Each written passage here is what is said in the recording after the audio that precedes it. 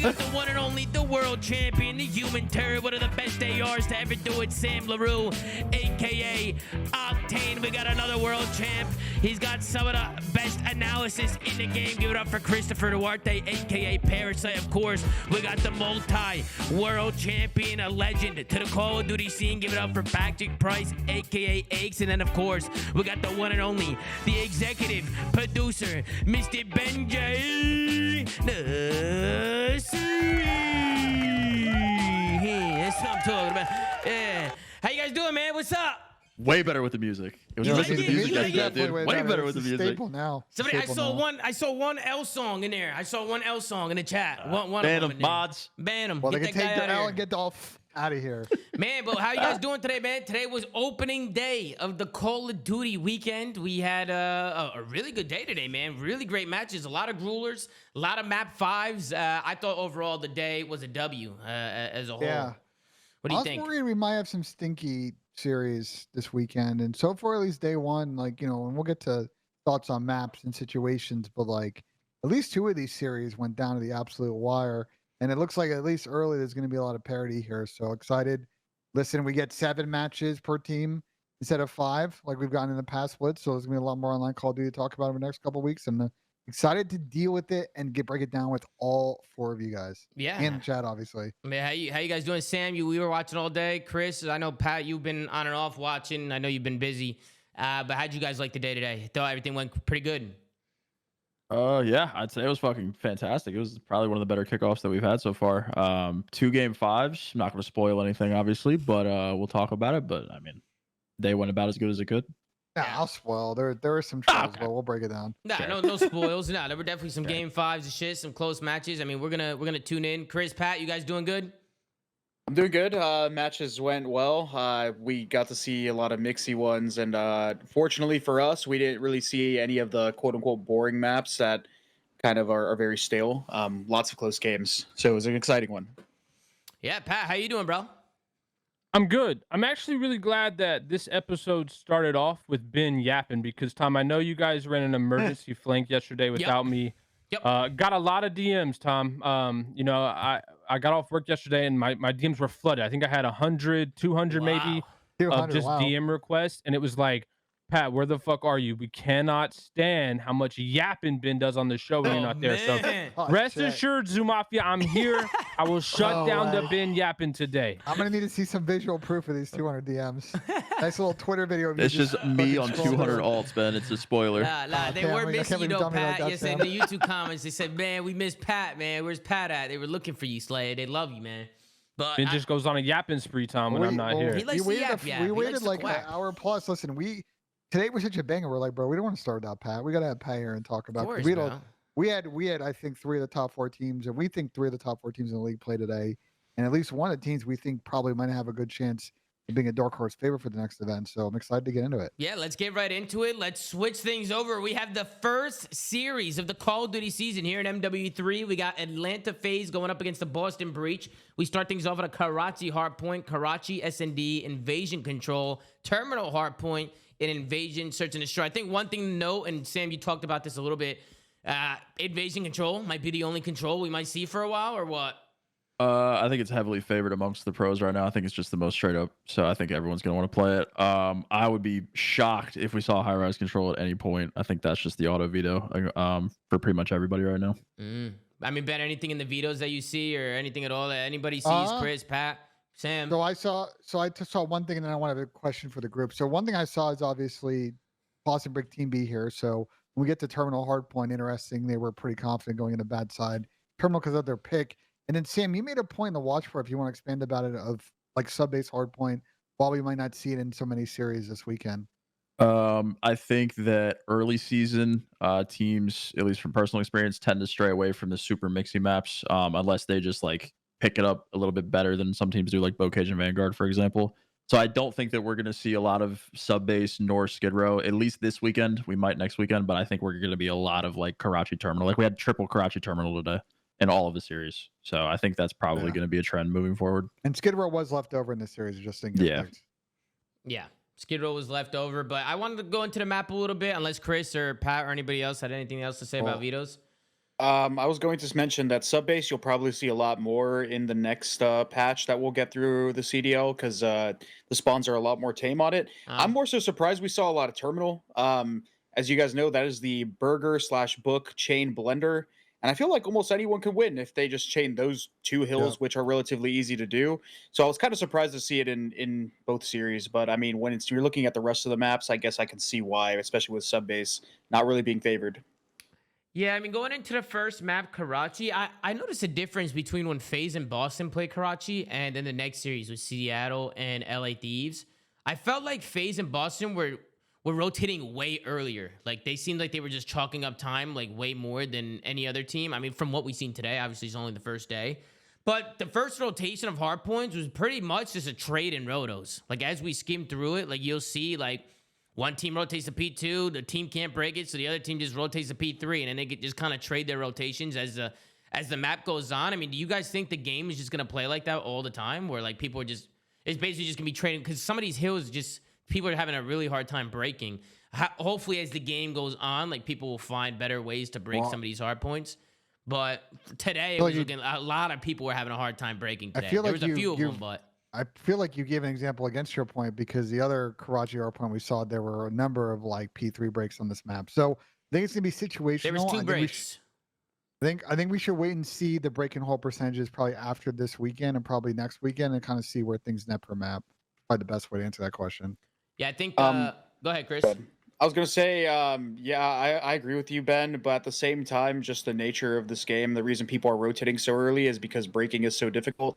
On top of the fact that the spawns are really close, which I think are really close and hard to pinch out, which I think is influencing the break percentages. But from playing eights in the next patch, I think it's going to be a little bit easier to break and pinch out hills. It's going to be a little bit more methodical. Right now, you get into a lot of situations where teams do pinch out hills, but they get collapsed on by spawners, which you probably won't get in the next patch as much.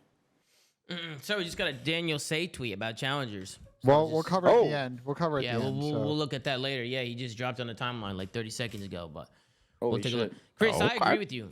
I agree with you, Yeah. Chris. I just feel like it's super hard. I noticed too so just to talk about the map a little bit, I thought the terrors looked great today in terms of just like being a nuisance. Simp especially, like he was Simp just, had a masterclass series today, bro. That Yeah, guy like- looked unbelievable. he was shooting, bro. And we talked about him a little bit, kind of going into the week or going into the weekend. Like we said that Simp has kind of been on his bullshit. What do you think it is? You think it's the game? You think it's just him individually just turning? I think it's a like- combination of things. 150 health games.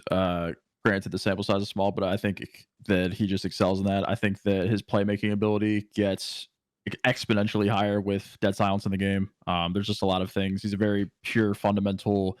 We talk about his awareness all the time. Like he's just a very well-rounded Call of Duty player. And I think in the games that are less gimmicky, Less I think randomness. he just excels. And I mean, bro, he literally slammed them today. Like, granted, it was a close series, went game 5, but he had an unbelievable series. Yeah. I need you to do me a favor and get Ben's face off my webcam.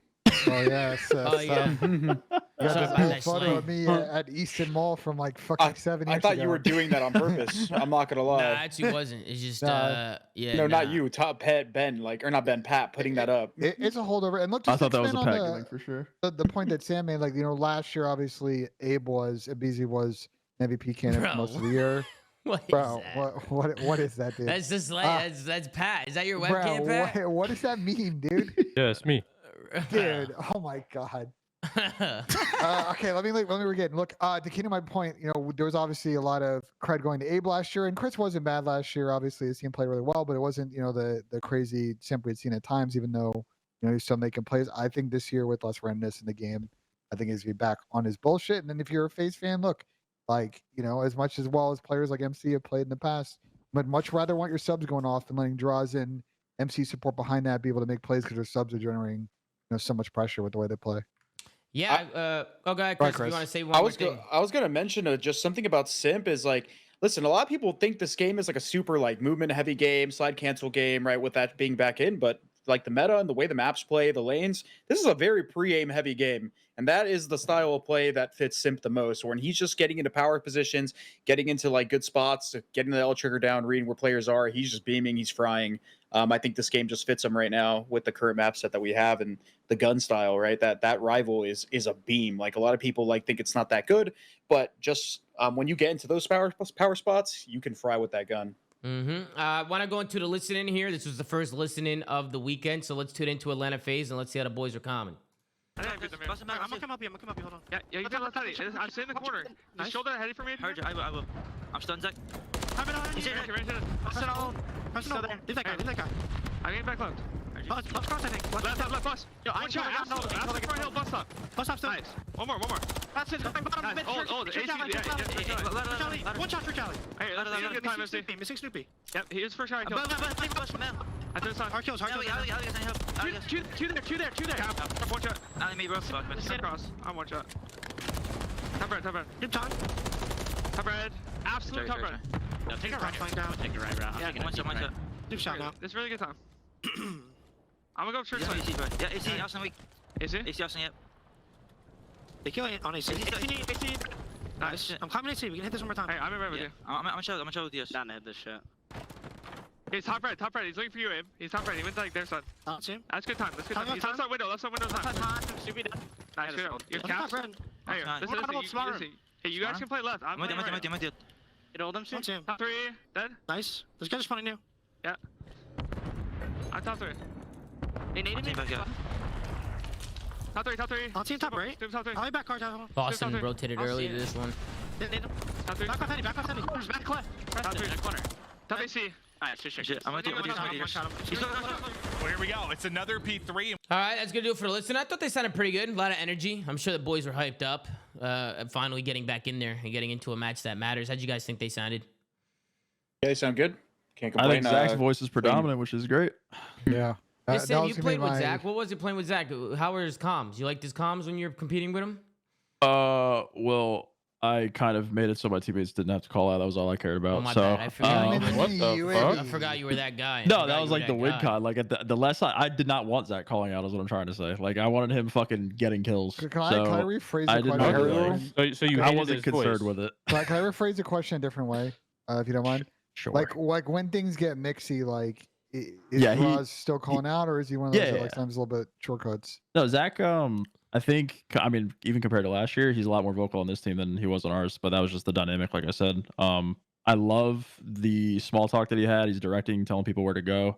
He's like telling MC to throw shoulders for him. Like the small talk was definitely there. And maybe that was just something that we didn't really require of him. So it was cool to see. Yeah, I mean, kind of good. Best plays to play this hard point here, this P4. What do you guys think? I noticed a lot of people keeping it white, and people aren't even getting in it. Like, I feel like for the most part, people are just trying to control up top. You'll try and grab some seconds here or there, but I feel like this is like a kill first type of hill. You know how some hills are like get to the time first, get on time, like play your time and shit. This is more like get up top, like get top rails, play corners and hill, and try and work some kills, right, Chris? You definitely need street control on this hill because that is the avenue that you can get to this top side. Besides actually going physically through the objective. Yeah. So a lot of teams need to play for that on rotation. If you can play for that on rotation, then basically just cut off the front. You're set up to get a lot of time or deny potential time if your team starts going down and you lose a number of advantages. Yeah, and then you can see this is where Slasher just went insane. So I don't know what Austin did here or how he was able to stay alive, but he was just making really, really good plays. I thought FaZe was going to work a pretty good break here. And in Austin, he was able to play his life a little bit. He gets one. Able to play his life, picks up the sub as well. He ends up chasing this guy out here and taking him down here, and he ends up finding another one as well as he slides back in. It's a 3v1. Yeah, no, Slasher was just going crazy. And I like the routes here from Boston instead of just flooding through red. Like they pinch through mid.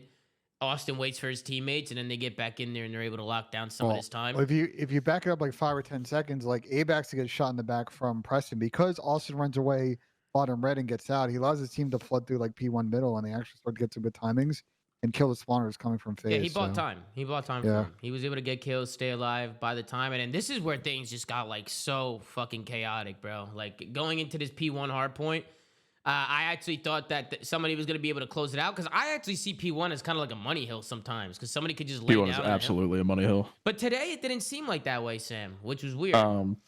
I think in the other series, there's some hills where it played out like that. But the P1, I mean, I think it's a popular trend, not even on this map, but just on P1s in general. Usually, when you can actually get a rotation and a setup to it, as opposed to like the break of a map, it usually tend to turn into money hills. And this was a big play. Sim calls the streak in. He's able to find one and get him off at that time. And then Abe was able to sneak in there. That it was almost like Boston was going to run away there and get the W. But I think FaZe does a good job streaking, getting him off old, while also playing for that P2 rotation, like trying to get over there and trying to work some kills. You can kind of see it now on your mini map, like how it's playing out. It's pretty much just a race to that next hard point.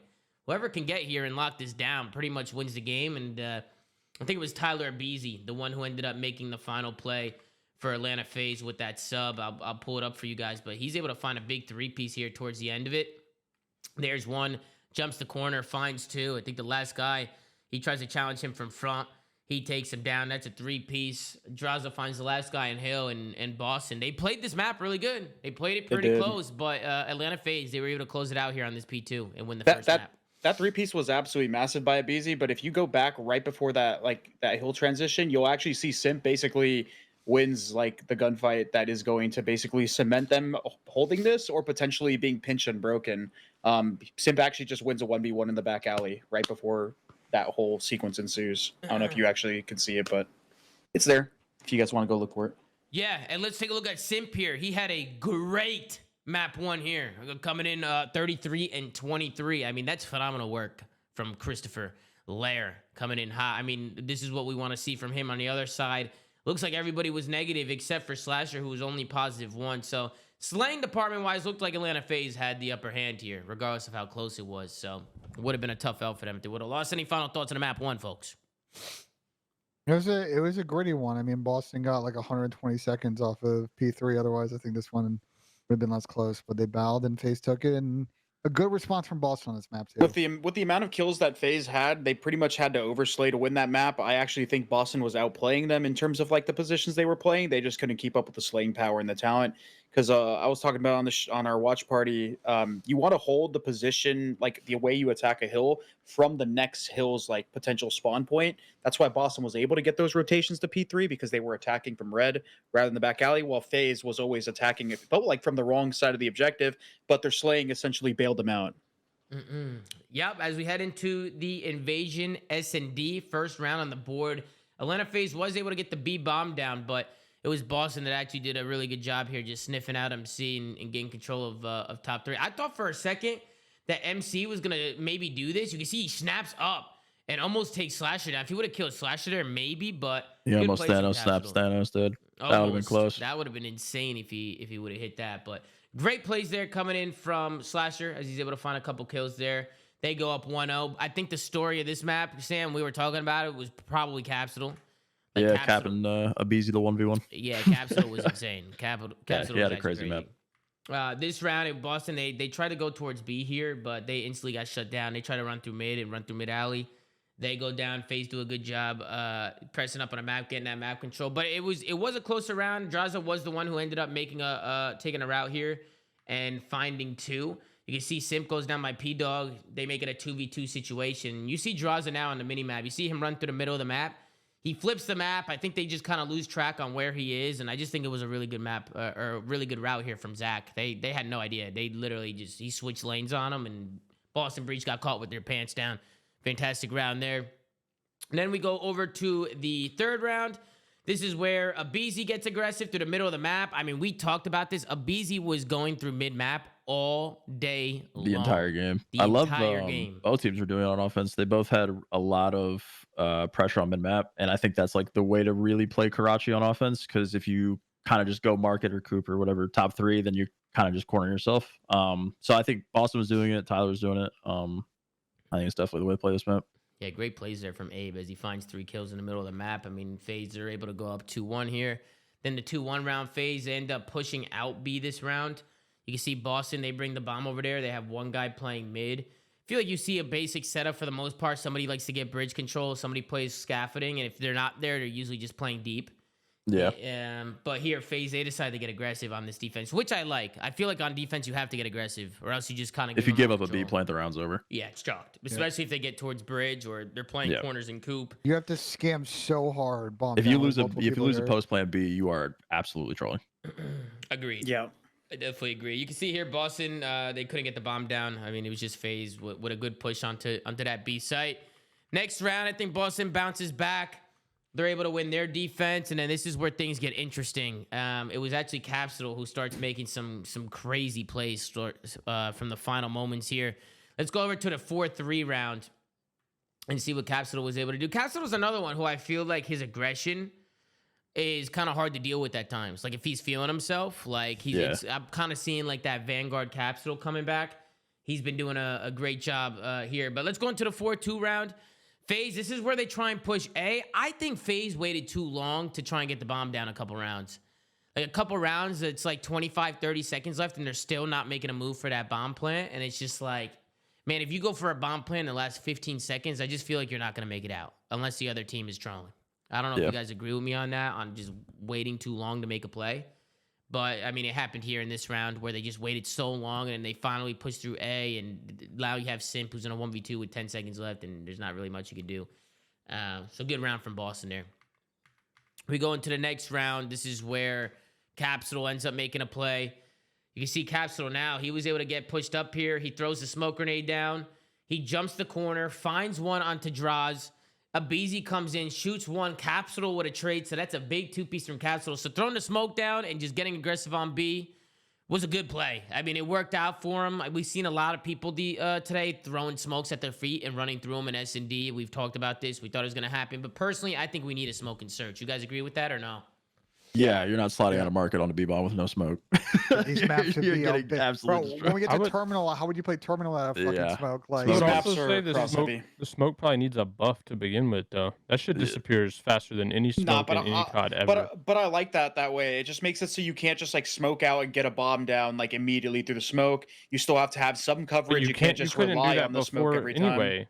What CODs could you do that in? Well, no, the smokes in the last couple games, you can like lay a smoke, instantly lay the bomb, and you'll be covered throughout the entire bomb plant. While in this game, Maybe these it's last too couple short. of horrible ones, but I'm talking about like if you The think old about ones. when smoke was actually used, yeah, like it was normal. I don't know why we wouldn't go back to when we agree like it gotta was the think best that. balance. Honestly, I think it's fine the way it is now. I don't think smokes need a buff. We don't. It's what, like 3 seconds before If they it get starts? buffed, they're getting GA. But that's fine. That just makes it so. That just makes so your execution window is tighter. You can't just like fuck it. wait. Let's ban his smoke and use the field upgraded smoke wall. Fuck it. If we want the smoke to last The 1 smoke second. wall is what? is the smoke There's a wall field lasts upgrade for a insanely wall of long. smoke That is pad. never going to It happen. lasts Yeah, 30 seconds. It's crazy, That's bro. insane. That is You should actually experiment insane. it. It's hilarious, dude. It's hilarious. That Is is it never banned gonna in the happen. CDL rules right now? Probably. Oh, it's definitely It bad. covers half the map, so I would sure fucking hope so. Half them. Wait, It is that cuts what that shit is? like an I thought that was a astral wall. Smoke kill. airdrop, yeah. Bro, I thought that was a kill streak. No, it cuts bullshit. that shit like an astral wall, bro. I know what you're talking about Bro. now. We're coming up on a Boston choke round, by the way. Here, Yeah, so Boston, it's 4-5. What I mean, I like the play of getting aggressive through mid. The only problem with Boston strat here is they drop the bomb mid alley. So Beezy, he gets a really big one-on-one win. Now the bomb is literally in the middle of the map, like wide out in the open, and there wasn't really much they could do here. I mean, they do a good job getting their numbers. It is a 3v2, so realistically, like this needs to be a round that Boston clutches up. But again, right here, it's a 3v2. Like, why don't they just make a play for that bomb real quick? Like, get the bomb down, or like grab the bomb and get out of there and try and rotate out or something. Like, it was just too much standing around, in my opinion. I think they backed up and then they were like, fuck, well, like, why don't we pick up the pinch? Because we don't know where number 3 is. We don't know where Chris went. He's the other side player. And then they just kind of got hemmed into having to retake bomb instead of trying to pick it up in that mixy situation where they got the kills. I just think it's an Yeah. oversight giving Cap the bomb running through the middle of the map. I think they probably either he ran over it on accident, didn't comment, or just some miscommunication of some way. There's no way you're giving your bomb carrier to run through middle by himself. Yeah, I think they knew what they were doing. I think it was just a. I don't know. I think I it just was a think you give the misplay. bomb to guy in market. He slides out after he gets side control, planet. Done. Yeah, and then Simp makes it just a great play here. He's able to find one. He backs up into P1, and he's able to clutch the 1v2, 1v1, whatever you want to call it. Big plays coming in from Simp once again, clutching up, and then we go into the final round, and I think FaZe, they just decide to just straight up just hit B here. I mean, they throw their attacks over, and they just get aggressive. You see 2 players hit middle of the map, 2 players go chicken coop, and they throw their attacks over, and they just hit this. Capsule's, what is that, his knee or something? His leg sticking out, or his elbow. He gets taken down trying to play a credit. And then once Capsule dies, smoke is down, bomb is down. Like, it's chalked. This is chalked. Yeah, at it's this over. point, it's over. Like a BZ has mid-map control, they have bridge control, bomb is down. I really like the call, the play call there from FaZe in around 11 to just get aggressive on B and get the bomb down right away. Because there's a couple rounds where I feel like they weren't playing. Was this play from New York? Was this play from Boston to basically just like wait for like Austin to give Cap like license to fucking pop up and just make a I think play? he was just gonna try to either finesse the smoke that was gonna come out of market and like maybe scam for the guy off the bomb and try to get away with his own smoke, or again just play off Austin's info like you said. So it was a Yeah, risky, he's playing off risky Austin's round gun. 11 Risk play, reward. I guess, to begin Yeah. with. Yeah. I don't know if any teams have actually studied this or know that you can do this, but on the defensive end, without ordnance, you don't need any specific gloves. You can actually nade over the giant mid building and have it land in that mid alley. So like you see a BZ's how he's just running up mid. You can pretty much counter that rush. Seattle did it in their hard point actually first map. Yeah, They so you did off got to break. think that if Boston could have caught on to the plays that Abizi was making, they could have probably potentially naded him or stopped that mid push because he was pretty much doing it every single round on their offenses. All right, well, listen, let's go into the next map. First, we'll take a look at the scoreboard. 12 and 10 coming in from Abizi. 13 and 7 on the other side from Capsule, but wasn't enough from him. He did everything he could over there, but great map from Abe. He had a fantastic map. He's back on his bullshit. Before we go into the next map as well, Yep. this could easily be a Boston 2-0. It couldn't. It could be. So I do want to give Boston their flowers. While they are not winning the maps, this series I guarantee you was closer than anyone expected I going didn't into it. expect This it to be could this have close. very easily been a 2-0 for Boston. Yeah, I thought it was going to be more of a I blowout. think though what that is more a reflection of, and we'll kind of get to it where I think there are better examples probably at the end of the series, is just that players like Cap and Snoop I think are very aggressive players, but I don't think that they always make heads up smart decision play like you do see from Simp and Abizi. And if you're Boston, you live and learn with that. You're going to live by the aggressiveness that Snoopy has, but he's going to sometimes make mistakes. Same with Cap. So, that's kind of my thought on to expand on what you're saying there, Sam. I mean, to be honest with you, on going into the next map, the invasion control, it seems like off the rip, people are trying to get the 8 point because that is the super hard point to get. Like 8 point is just really, really difficult. So people are just throwing themselves at the 8 point to start things off. And if it fails, then they start going over towards that B side. People didn't really have too much of a problem getting B today for the most part. I think the biggest thing is how many ticks are people getting on A, or if they can cap A initially, like right off the rip it around. But this first round, I mean, this whole map, it was all defensive wins. I think teams are just, except for one round, which was a swing round, which I will show you was the third round. But do you guys think offense is just super, just really unfavorable on this map? Like I just feel like It's offense hard. is really hard. I like your Chris. I like your It's Expo really comparison hard. if you want to explain it. Yeah, basically this map plays like Expo. Your best attempt at taking that A point is off the rip of the break because the team doesn't have a full setup like along that like street where they have a line. If you guys remember how Expo played, it's the same thing. But if you fail that, you immediately go to B, and then breaking that A point off a fresh hold is damn near impossible. It's like hard. it's like the reverse of how P5 Hill plays on this map. Like if you're on offense and you go 4 dead, like the spawn trap they can put you in, we get stuck in Palace is brutal if like you cap. Can somebody tell me why they didn't just use the demo spots from MW2 for control points in the What were sides? They outside of red and BS the S&D Red- sites. S&D basically. site, That's yeah. the what bombs. it is. Okay. So you think they should have kept the S&D sites for the points?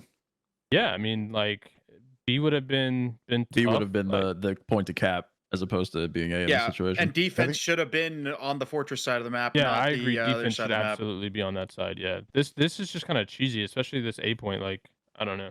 Well, I thought don't FaZe know. was gonna cap A here. MC, he ended up overchowing, and he goes down. Once MC dies and Abe gets naded, I mean, it was pretty much chalked. But we've seen people cap the 8 point today. I mean, it is real. But there was one round where it was Going like, to the LA Thieves series, there's a good break off for that. yeah. But I like will- if you pinch this hill and like you work well with your team and you spawn them out, like you can get good control and get the street control, and then at that point it's really hard to retake if you're on defense just because they have all the crosses. Well, But the Sam- advantage. Oh, go ahead, Sam. No, Sam was about to say something. What were you Oh, about I to was say? going to say that control was a lot more entertaining than I had anticipated it to be today. I don't know how you guys feel or if Chad agrees, it wasn't but that bad. I thought control was going to be absolute misery to watch today, but there was actually some banger games. But that's because the maps that we play don't favor like camping really hard on like these objective points. They're just very open, so people are just taking a lot of engagements. But I was going to say the reason why A is like really good to hit on this break is you can essentially just cut off that entire street because the offensive team has the advantage on that street. If you just like take wide angles, they can't come in at a mannequin, and then you would just rain down stuns and nades on the street. You pretty much get to like the outside of the A point for free. Yeah. Like you could cut the map easily on Invasion too. Like you could cut the fuck out of it. There's so many like open lanes, especially with the MCW. You can get active. Abe was trying to make a solo play here, just like staying alive back here. I mean, they knew he was back here, so they were looking for him. But it was good heads up play by him to just play his life and try and pick up some kills. I mean, that's pretty much what you have to do, unless you're capping the point off the break. Like you have to hit routes, you have to hit pinches, like Ben said, and you're gonna have to play kills and play your life in gas. Like you're just gonna have to be a nuisance over there. But Boston, they end up holding on strong. They win their defense, back-to-back defensive wins. This is where things get weird. First, we'll go into the Boston Breach listening, but there was a weird spawn that came in that we want to pull up and talk about. So let's go into the listening with Boston, and let's see how they sound. Series trying to battle back here in the control. To listen, and we go with Boston Breach. He's low before. One to cap. Hey, before you he killed me, bro. He shot it. He's on your right. I got him. Push shot. Top. Watch your. One's like far shot. I need to shoot. Yo, coast DVD on the pillars. I'm looking back DVD. I'm looking back DVD. I have a trophy on you. Oh, he's dark now. Back alley inside blue. I can see push. Back DVD. Sit down. Top P4 and back DVD, guys. Pitchy dark, I think. Dark. I'm gonna be down tank. How much shot, bro? I need help. Top P4. Keep on dark. I'm Sunday dark. I didn't hit him. Don't be down tank. Yo, top P4. Any close on the left. Yes. Top P4. Watch out P4. Josh. I think it was ZVD's a BZ one shot dead. Nice. I'll give him Josh. Before weak, bro. He's on me. Yeah. I'll see him left on you. It's top P4 still. Top P4. Two. I won. No, there's you. No. I have back alley. Try to stay in the rugs right now. They can flank dark. Fire truck. Nice. One on the flank, bro. I'm hiding in rugs, guys. I'm hiding in rugs. You won't peep for me? I'm behind him. Peep for me. Watch out. Back ass really weak. Alright, I'm hiding in rugs. He's one shot Eric on you. I'll see him. Going back alley or something, I don't know. I don't see anything rugs, bro. Just gas. He was back on me, Fire truck. One team there's spawn, yeah, he was before. Fire truck, BZ, shout out, Caffley. Alright, there's two other players. I'm pulling BZ. Alright, I'm pulling Jaws. Fire truck again. Sims deep right on spawn. Fire truck, BZ, one shot. Really big fire truck. I'm blocking Gatcher. Okay, just stay up, play kills. We're gonna push out the right here. Sims right. Sells Val. Inner spawn, one shot. Top American. Might have jumped down, I'm not sure. I spawned deep by some bridge. Okay. He might not know. I did not. Where's he? He was American. I think he's like on sandbags or something. He was like trying to find me. He's on me close. Fuck. He's close on the wall. He's front wall. Come on. He might not know. There's spawn still. Oh, he's on me. Fire truck. There's a trophy on himself. Don't say. I killed him. All right, that's gonna do it for the listening. So let's rewind it back. The spawn right here. So Sim was here for a little while getting kills. Like they weren't spawning behind him.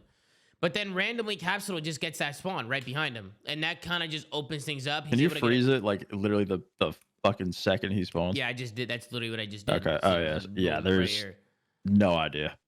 He was deeper in the courtyard and they were still spawning there, and then he moved out of it and he spawned. Yeah, he was like in their palace for a second, and they were still spawning back there. It's the beginning of the game. There's bugs, and you got to think this is probably one of them, right? I mean, FaZe got one too many kills in a row. The Bulldog's in the chat. He doesn't know what happened there either. He's just like, gotta read that. You just gotta figure out a way. I got nothing for you.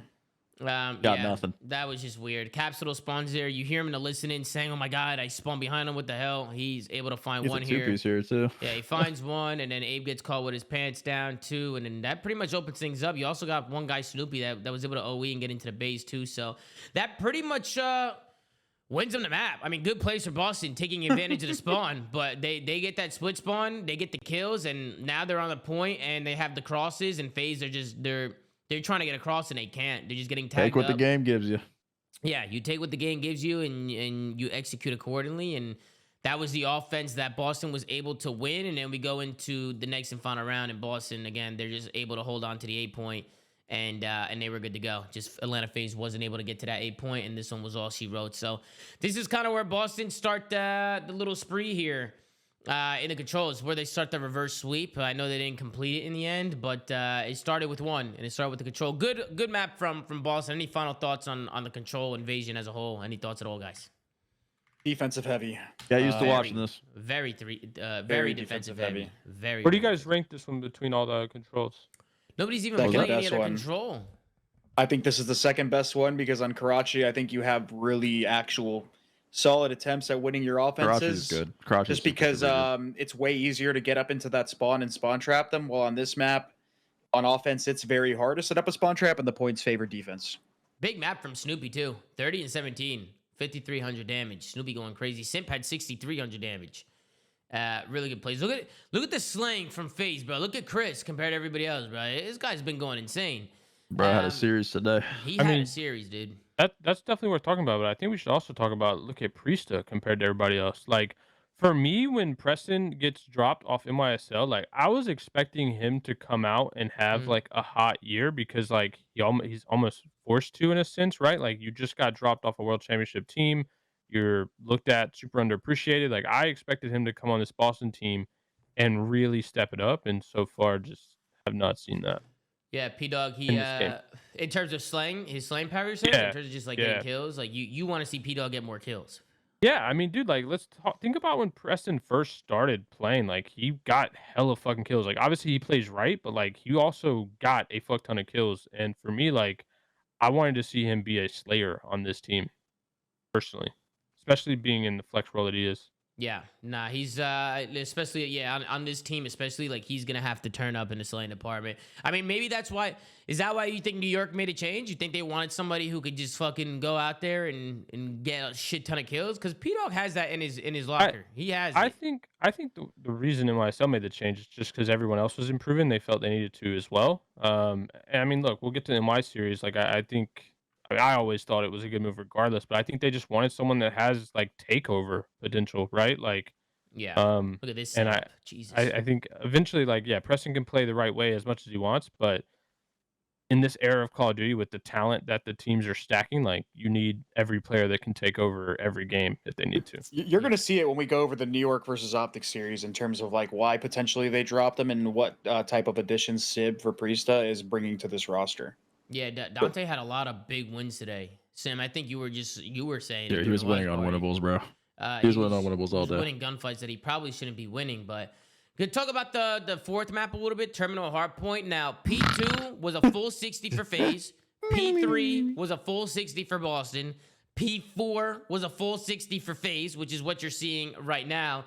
And it wasn't until this P5 hardpoint we saw a little bit of action here, and we saw a team actually actually able to make a play and get a break. And it starts with FaZe. They're the ones who end up breaking in there. You can see Boston. They get in there initially, but they're just fighting for their life coming through the front. Like this is probably the deadliest chain on Terminal, right? I would say P2 to P3 when it goes Dreams to Plane, and then probably this one right here when it goes P4 to P5. Like you pretty much you have the same spawn for both hills. So like this is It's just the likelihood of the P4 to P5 is pretty much 100%, whereas winning Dreams and also winning the P3 rotation to plane is much less of a chance of happening. Yeah, it's like P4, you take 2 steps to the right and you got P5. And something happened here with FaZe, and I was just gonna say FaZe got broken here. This was just a big win from P-Dog, I think, by Dreams, because then that just opens up that left side of the map. FaZe end up getting flipped out Esky once they get those kills, and Boston was actually finally able to work a pretty good break here. And I thought that was a big break because if FaZe runs away with that 35-40 seconds, like this could get out of hand pretty fast, especially going back to P1 where you're pretty much in the favorable spawn.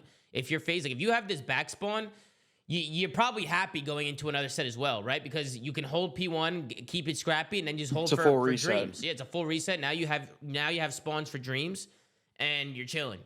But FaZe, they end up getting broken by Boston. Boston was able to bring it back. So just really, really good plays there. And then this is where I think FaZe maybe could have changed here. Sam, you've been talking about this on P1. The best thing you can do is get kills and push through. And I agree with you. As soon as you get a 2 dead coming from the SE side, you just throw your fucking life at the backside of this hill and you hope that you trade out. It's the only way that you're gonna be able to effectively break a P2 setup. Yeah. Even if it's like 49 seconds, you're chowing through the hill. Yeah, you can see FaZe. Like, go ahead, Chris. I was just saying this map just relies on a lot of hero plays. It requires insane amounts of like killing multiple waves that you probably wouldn't need to on other hills. But specifically, I mean, you hit the nail on the head, Tom, when you said Priesta won that gunfight dreams. Basically, he doesn't win that 1v1 off a miracle timing where he basically just gets the best timing possible. They probably don't break that hill. I personally am just not a fan of this map because kind of gunned him, Chris. To be honest, actually just hit. Yeah, that too. But like those are like impossible fights, like for the most part. So he's got to live here, by the way. Yeah, so I wrote this down. This is what I wanted to talk about. So this is where I feel like FaZe trolled.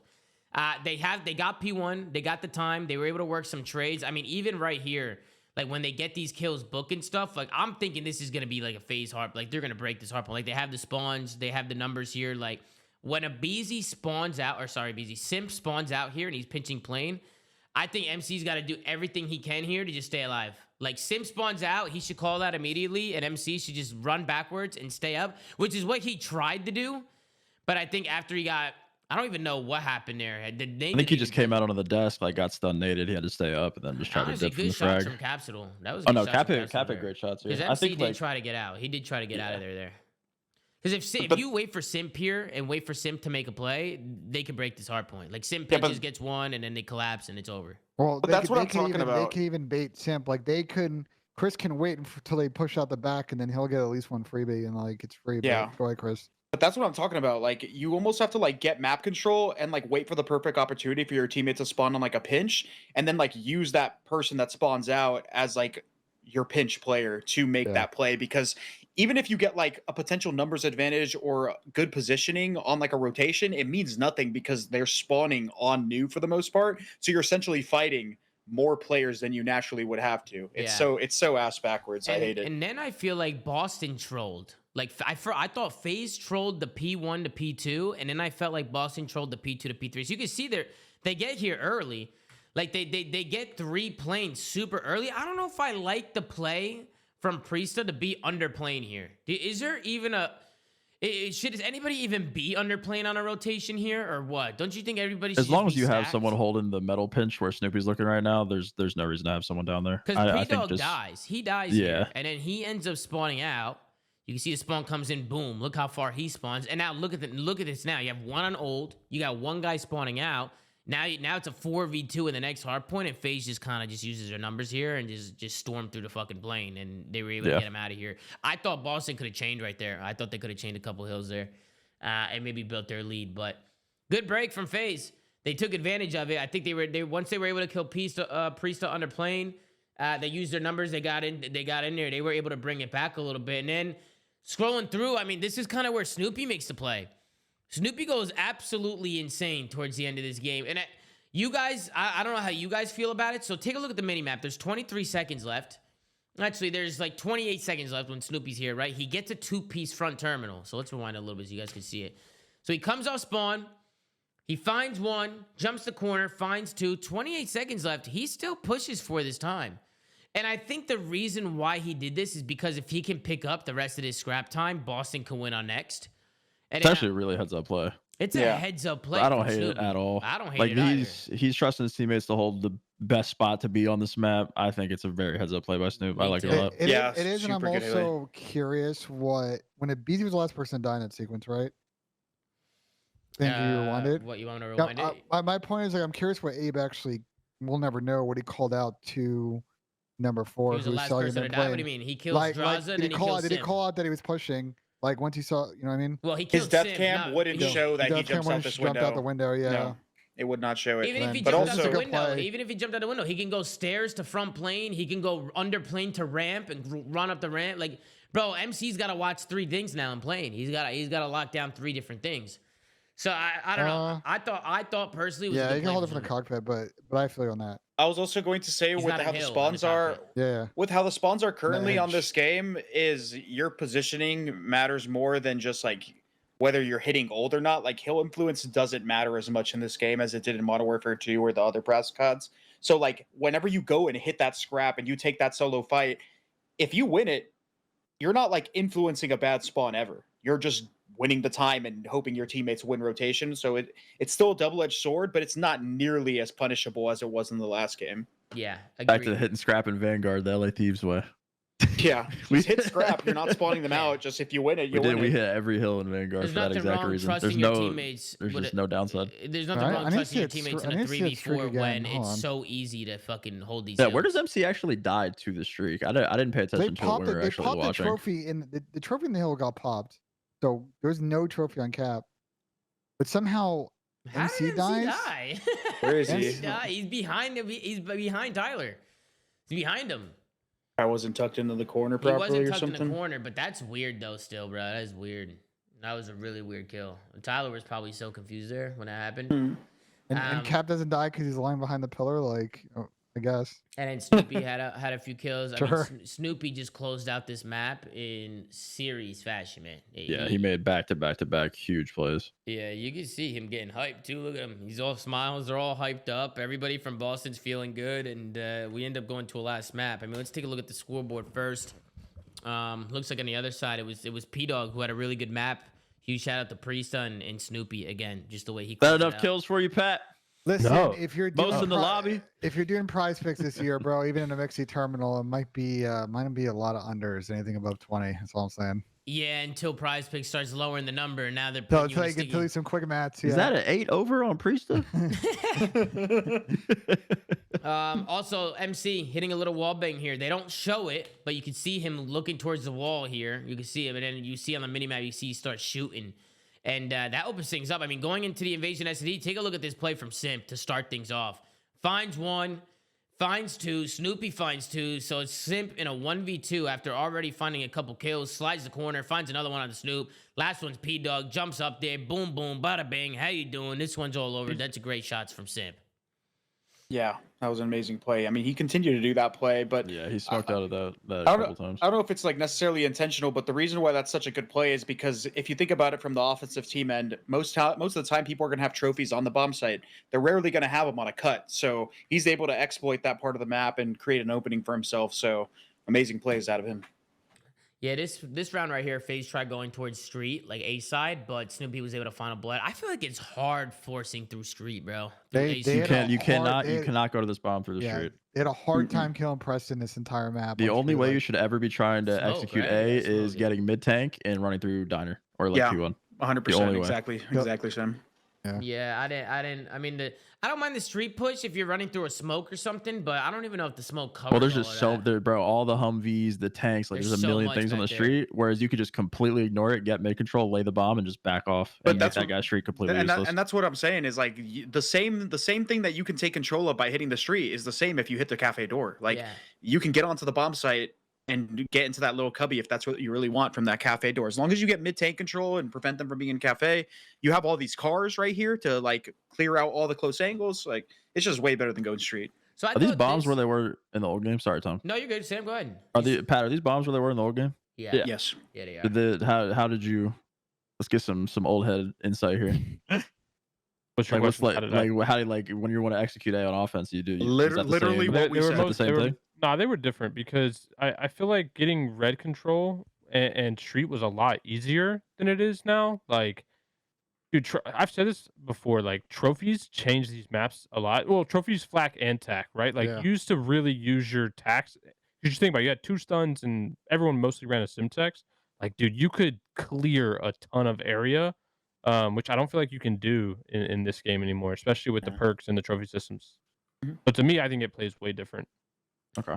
Yeah, what'd you guys think about the rap here from Boston? I liked it. They were kind of like scattered on his A bomb site. Trades were going back and forth, and they were like, let's get the hell out of here, bro. Like we could die from too many places. And ended up They rapping. got blessed by MC catching a real bad timing because that was almost an accuracy in Cold War moment. It This could've would have been. been It could've this would have been terrible. I don't think they expected. I don't think MC expected all three of them to be rapping back Yeah. towards them. I mean, with 3 people on the A bomb site, 3v2, MC's probably thinking they're just gonna get the bomb down and try and plant. But Draza, he's left by himself. He goes down. Big round coming in from Boston. And, to be honest with you, that is the last round the Boston Breach win through the rest of this map. Yeah, unfortunate for them. That was the only other round they win. Other than this was 5 straight from Atlanta FaZe, and we could kind of skim through it and go over it. But I thought FaZe was just doing a good job just working the map together. Just like finding picks, just staying close to each other, working trades. You see there, they were able to find a pick onto A. And then they ended up trying to make a play through Kitchen here. And it kind of played out for him. Snoopy, he gets caught out in the middle of the map. Now it's a 4v2. Big offense here from Atlanta FaZe as they plant the A-bomb I site. think to your point, FaZe was really good on defense at like playing around the guy at fucking tank and really setting him up to get trades. And I thought FaZe did a better job on the other side on offense and putting that tank guy to bed or like making him useless, whatever their push was. Yeah, and then we get into the next round, and FaZe actually retake this round. So you can see it was initially a first blood in like what, the first 10 seconds. Yeah, they squared up on the street. I They think. squared up on the if I street. remember. Yeah, and I'm gonna be honest, Capsule dying in like the first 10 seconds. Like Draza finds a pick, boom. Now it's a 4v3, and look at how FaZe is set up here. Like this setup is just so hard to break. Like you have a BZ pushed up in Diner. He's pushed up on A-bomb site, so he's kind of pushing them back.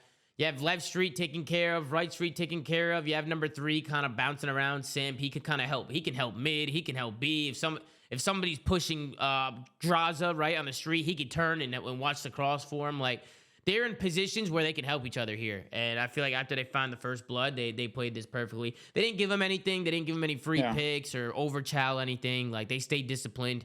And we're able to win this defense. I don't know if you guys saw anything else, but that's just the way I see it. That's the thing that I don't understand, though. Is like I feel like this S&D map and a lot of them in general are pretty defensive heavy, where you get so much information on crosses, where you can have appropriate numbers on each side of the map, and the places to defend the bomb sites are just in such favorable positions for you that it's kind of weird to see Boston throwing away so many first bloods. Like there are just so many unnecessary gunfights going down, where they just simply don't need to be challenging on defense. You can see they retake B, they go up 3-2, and then in the next round, this is another round where FaZe they end up working the B street here.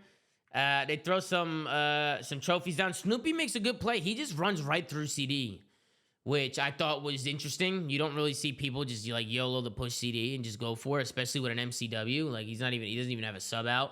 But as soon as he gets the kill, Atlanta FaZe they keep pushing forward. They get the trades.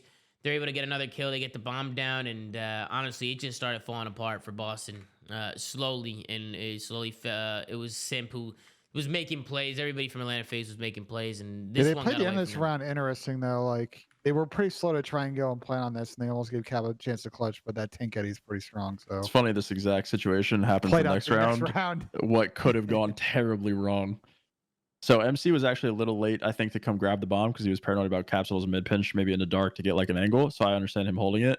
And if he had like got across or died crossing Zach did with the bomb, then the round ends. And funnily enough, again, the following round is that exact situation from the reverse side. Look at Simp, bro, with the heads. He did this a couple times, bro. He smoked out dark, and then he just ran through it. He just made a play, like just causing absolute chaos in their base. And you can see he finally goes down. It was MC who was in a 1v2, and honestly, Capsule, he just made a misplay here. He overslid Slid the too bomb. far. He slid too far, overslid it. I think MC thought that somebody would have been able to play it here, but he almost gets his wig taken off. What did he almost die to here? Was it the car blowing up? Or No, he something? almost ripped him off a heady. No, like right there, he got even more red. I don't know if you see it on the.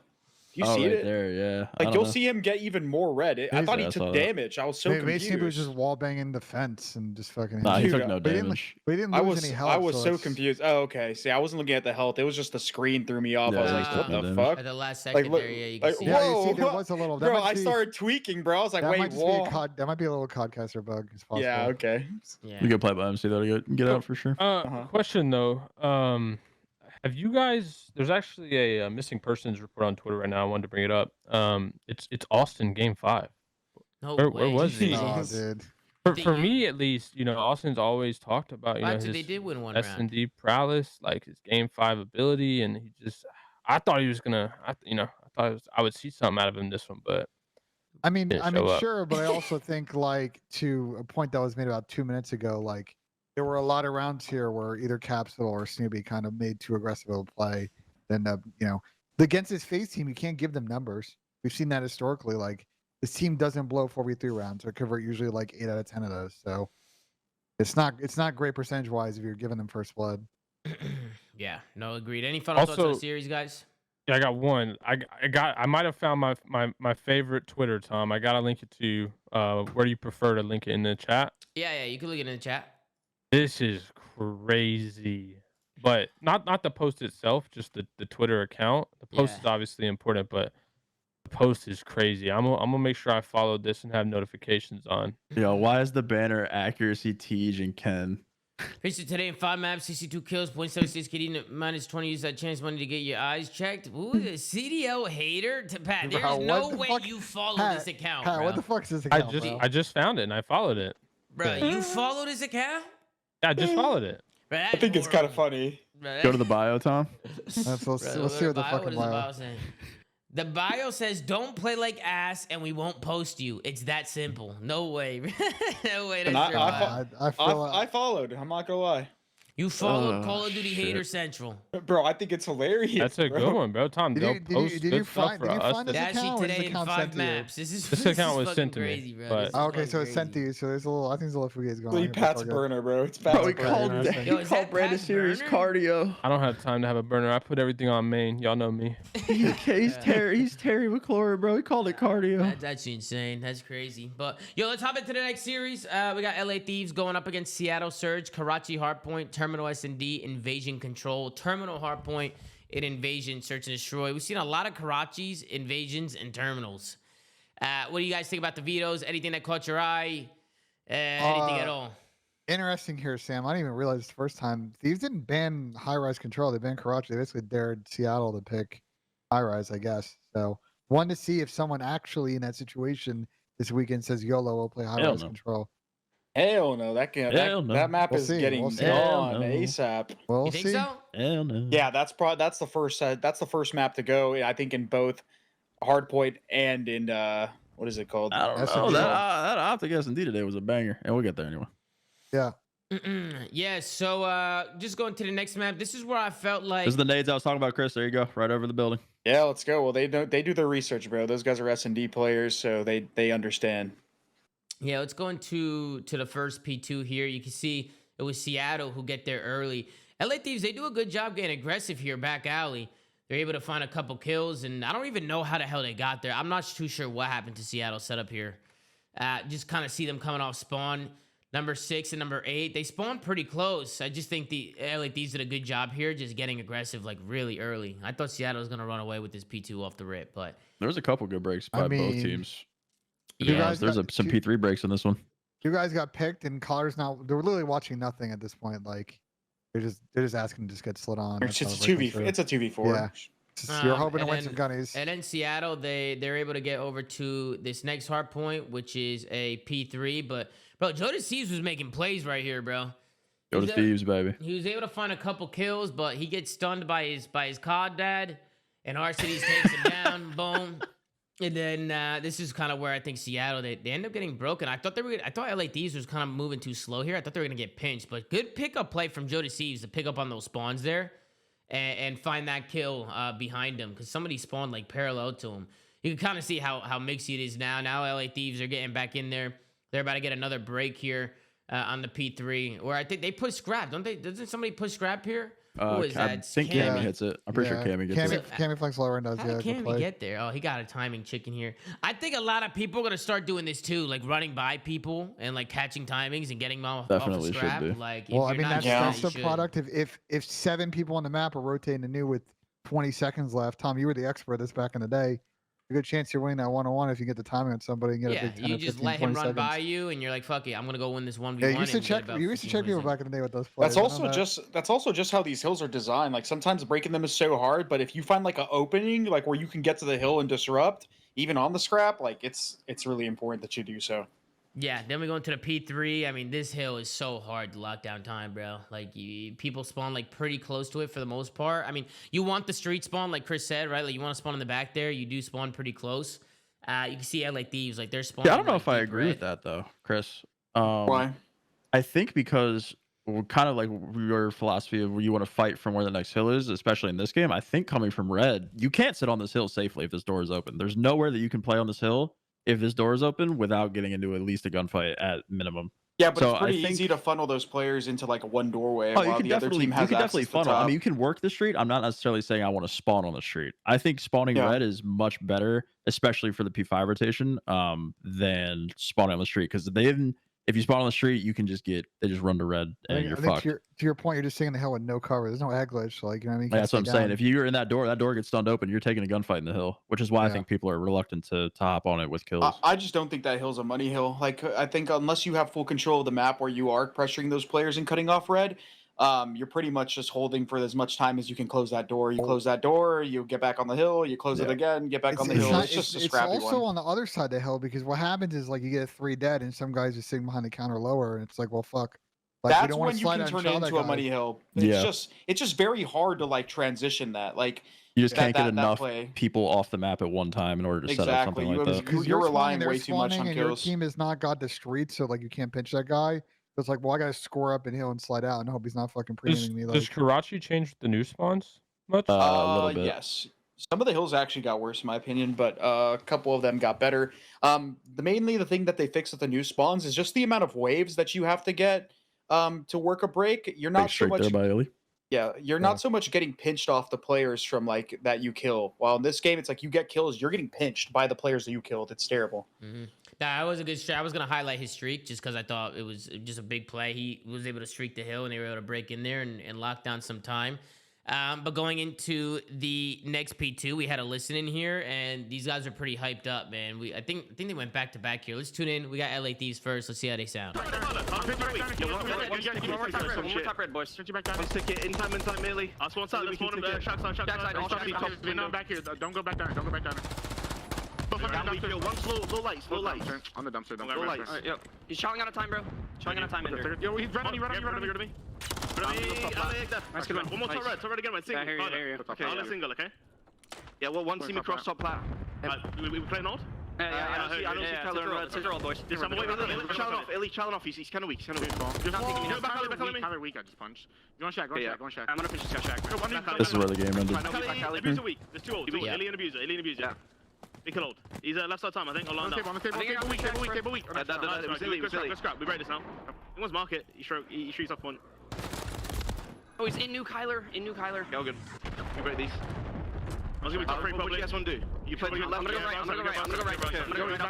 Kill one. Slow player kills here. Slow player kills. Chill. Okay. One could be out bridge. Yeah. I think with market or something. It's probably bridge. Probably market then. Yep. It's top broken. Broken? Yeah, no. Yo, he's red. I've been ready. I'm fucking sat here. What you do? I'm staying out. I have sat side. They can go top 3. I can get there. On the right already. Kyler on the right, guys. They spawn diner. My top third. One spawn diner at least. Crossing Kyler to the square. I spawn diner. There's one in diner. Hold on, square. Trying to get through. One shot in there. Red of me, abuser. Cross to that. Typical from Ghosty, not throwing any snakes there, just hitting some little crouches and stuff. Love to see the snake GA pulling through for us. I feel like nobody really snaked today. But yo, what did you guys think about the listening? Thought they were pretty fucking hyped up, dude. Jodeci was getting hyped. They Yeah, sound I like hype. the shit on. They sound hype, but at the same time, you notice they questioned each other quite a few times. It's like, are we hitting it old? Or what do you want to do here? It didn't seem like there was moments where there was a lot of hesitation, and it took them a little bit longer to set up like set plays on those rotations than I would have probably liked. But it was still mixy. I think going forward, specifically on this map, I think that second P2 to P3 rotation, depending on the point differentials, is going to determine the majority of these maps. Yep. Like if teams are spawning in the back of diner and they don't have hill control and they have to make the decision at 35, 40 seconds, are we hitting this or not? And if they elect to and they get slammed on P3, like that's a lot of where these games are going to get decided. Yeah. I think this is where Abuza makes this play, Sam and Chris. We were kind of watching this in the watch party. So he does a great job finding a couple kills here as he goes back to the P1, but he gives it up. So instead of just like playing his life in there, he ends up trying to wrap around through top 3. Chris, I remember you saying you thought that Abuza might have made a misplay there and probably should have held that. Yeah, he should have definitely held that because this hill transitions into a money hill. We were talking about it, how the second rotation, or in this case, the final rotation, it's based on a money hill, whichever team gets control of that street and top 3 first, and that's essentially what he was denying. So when he got that kill and he could have just held that position, he could have really cemented this game for his team, or he could have like flanked. Once he got to that top platform, you saw him climb the ladder. I just don't like what he did towards that tail end. Yeah, he looked good today, though, bro. But I think Abuza might be that Rookie of the Year candidate, bro. I think that he was my Rookie of the Year. I know some people were saying Snoopy, some people were saying Linz. There's obviously a few rookies, but Abuza's been impressing me, not just like today, but just I've been watching streams and stuff and just been watching him play like in BPL and shit like that. He's been looking pretty good. His gun is good. His comms are also like pretty good. Like his English is really, really good, like farther along than I thought it would be. So he's on my flank fantasy team. It's a good that's a good pick to have, bro, to be honest with you. Got him and Kyler, Simp, and Abizi. I went for 4 subs. So Oh, that team's horrible. I was going crazy, full crazy, bro. I got Hydra, Cell, Abizi, and God RX, bro. Damn. I like the God RX pick. I do like the God RX pick. Not losing it. Anyway, let's get back on topic. Yeah, so I don't know how I do know how they got broken. Illy literally shit on them here. Like Illy, look at Illy. He runs right through front red. He shoots somebody at a hill, turns the corner, boop, see you later, boom, 2-piece. That calls game. I thought LA Thieves was gonna win this when they had that. They're definitely in the spot too. They were in the spot. They had a perfect setup. P2. They're on the head glitches. Like you're thinking they can hold that there, and somehow, some way, Illy was able to find 2 kills there. So. Whoever was in the hill is the reason why they got broken. He was on the front side of the windows. If you look at the map, he wasn't in a safe spot. So Ender literally just peeked through the side of the restaurant building and shot him in the side because the guy's just not in a good position. And then he absolutely craps on that guy. But with where Afro was, if the guy in the hill played the counter, he could have probably just head glitched and either killed Illy or crossfired with Afro, who was in the alley by the yellow car. So. I mean, I think the guy in Hill just should not have played that spot on that rotation. Ben, I don't know if Vancouver was all that cold. Ah, shit. Dead. Ah, shit. Don't pull it home. Let me grab the weather. The fact that they're winning maps. Let's talk about my take at the end of the season. It's too fucking early for that. Let me grab the weather in Vancouver right now for you, Pat. I got you. Sam. Go see what the weather's looking like. I got you, Pat. Hold on a second. I got you. Let me see what's going on. We need to know in degrees. I'm this Celsius. Oh, it was in the 30s today, Pat, in Vancouver. I don't know if that's that bad for these guys. That's not that cold. That's not that cold. So they. Oh, no wonder they won the series. It wasn't that cold. Gotcha. Not that cold, huh? Going to the next map, Terminal S&D. Let's be honest. This is a very, very heavy defensive map. It's pretty difficult to win. For them, I mean, we've seen teams win offenses. Obviously, it's not impossible, but I feel like if a team is playing defenses correctly, they shouldn't really be losing defenses. Sam, what did you say earlier about offense on this map? The first team to use their gun skill and run at a bomb site will win the map on offense. I think that there were some rounds in the following series that are just inexcusable losses on offense or on defense, excuse me. But the main way to win this map is to legitimately just hit something. You just have to gamble and hope that you hit the weaker side. Yeah. Yeah, right here you can see the plane setup coming in from Seattle Surge. It was actually Hook who makes a pretty good heads-up play. You can see a couple trades go down. Illy and Ghosty, they trade up 3v3 situation. Now it's a 2v2. And I love the plays here from Hook. He ends up pushing out one. He smokes out his feet, and he just kind of gets active here and stays alive. He was able to get the bomb down. So once he gets the bomb down, time runs out. Hook was making plays and playing, bro. I feel like Hook was running this shit. He was running the plane for a little while, man. He was just. I was a front runner this year, as of this moment. He's been unbelievable in this game as far as I think. He's been a top 3 sub. Yeah, like people are gassing the shit out of Kyler lately. So he's someone to watch going forward. Yeah, definitely gonna have to tune in there. This is my favorite strat. Everybody hit S. Ciao.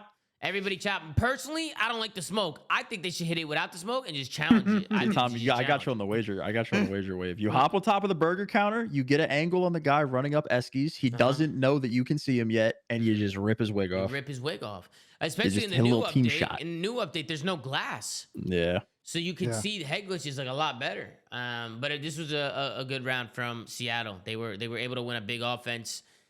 They pretty much just rush over to his B site, and this was kind of the swing. After this, LA Thieves don't win another round. Seattle had 2 slow-ass offenses. They said, fuck it, we're hitting something. We're hitting something. Played out perfectly. Yep, and then that was kind of like the swing round for them.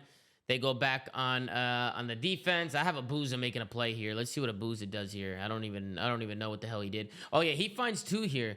So you see Abuza on the Esky. I mean, bro, sometimes I feel like standing on the Esky is you're just waiting to die. But Abuza makes a really good play. He ends up getting 2 before he gets out of there. And I don't know how. They didn't show his POV, but he was top Esky, finds 2 kills, and he's able to play his life as well. And then Seattle, they just use their numbers. They run up Esky. LA Thieves tried to do it right back, Sam, and it got smoked.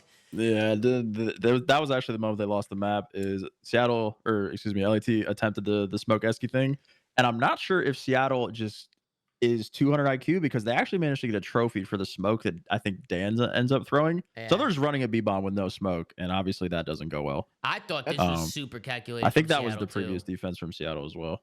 Like this, I think that was that round. This offense Double right nades? here was calculated, bro. Yeah, look at this. So they double nade the guy mid. They get the nade kill, 4v3 down, and then they just absolutely bully this guy playing. Like, look up. As soon as you kill this guy playing, the It's offensive over. round is over. It should be. Yeah. Hypothetically speaking. It should be. Did Afro get caught out trying to make a? Was he trying to go to AC? Like, what was the play that Afro was I making? don't know what he was doing there. He was just. 'Cause he was like, he dove forward. Like, it's not like he I mean, being in the like doorway. being in that alley is just so unnecessary because No, you they can accomplish the knew. same thing from just a better spot on the They map. stunned him and they threw it. They That was actually stunned him. really Yeah, good he strat. stunned. Or Alex stunned him. Alex stunned him, I think. And then they knew he was there, and they wasted their nade. Oh, so he was in the cubby corner. That's where he was. Okay. Yeah. Just can I Yeah. ask a favor from everybody? Can we make sure we never call that alley and we call it hallway? The hallway, yeah. On the streets. Okay. This Thank is you, the Pat. lose full tweet. Thanks, Pat. This is Tom. What do you got? You got something Third noted down hallway for this for one? a decade. This is, What or was happened? that the previous one where Afro just dies in the mid hallway? You're like, what the fuck? Yeah, I think it was. I could rewind it if you want. Nah, that's And stuff, fine. but I just don't know Nah, what the rub fuck it salt is in the wound. exactly, so I'll be fucking You're looking good. for it. But we'll take a look at the scoreboard here. 9-3 from Illy. What a series from Illy today, bro. I know we're not Yeah. through the series yet, but holy shit, did he play some good. I think he had a fucking COD. 1.8.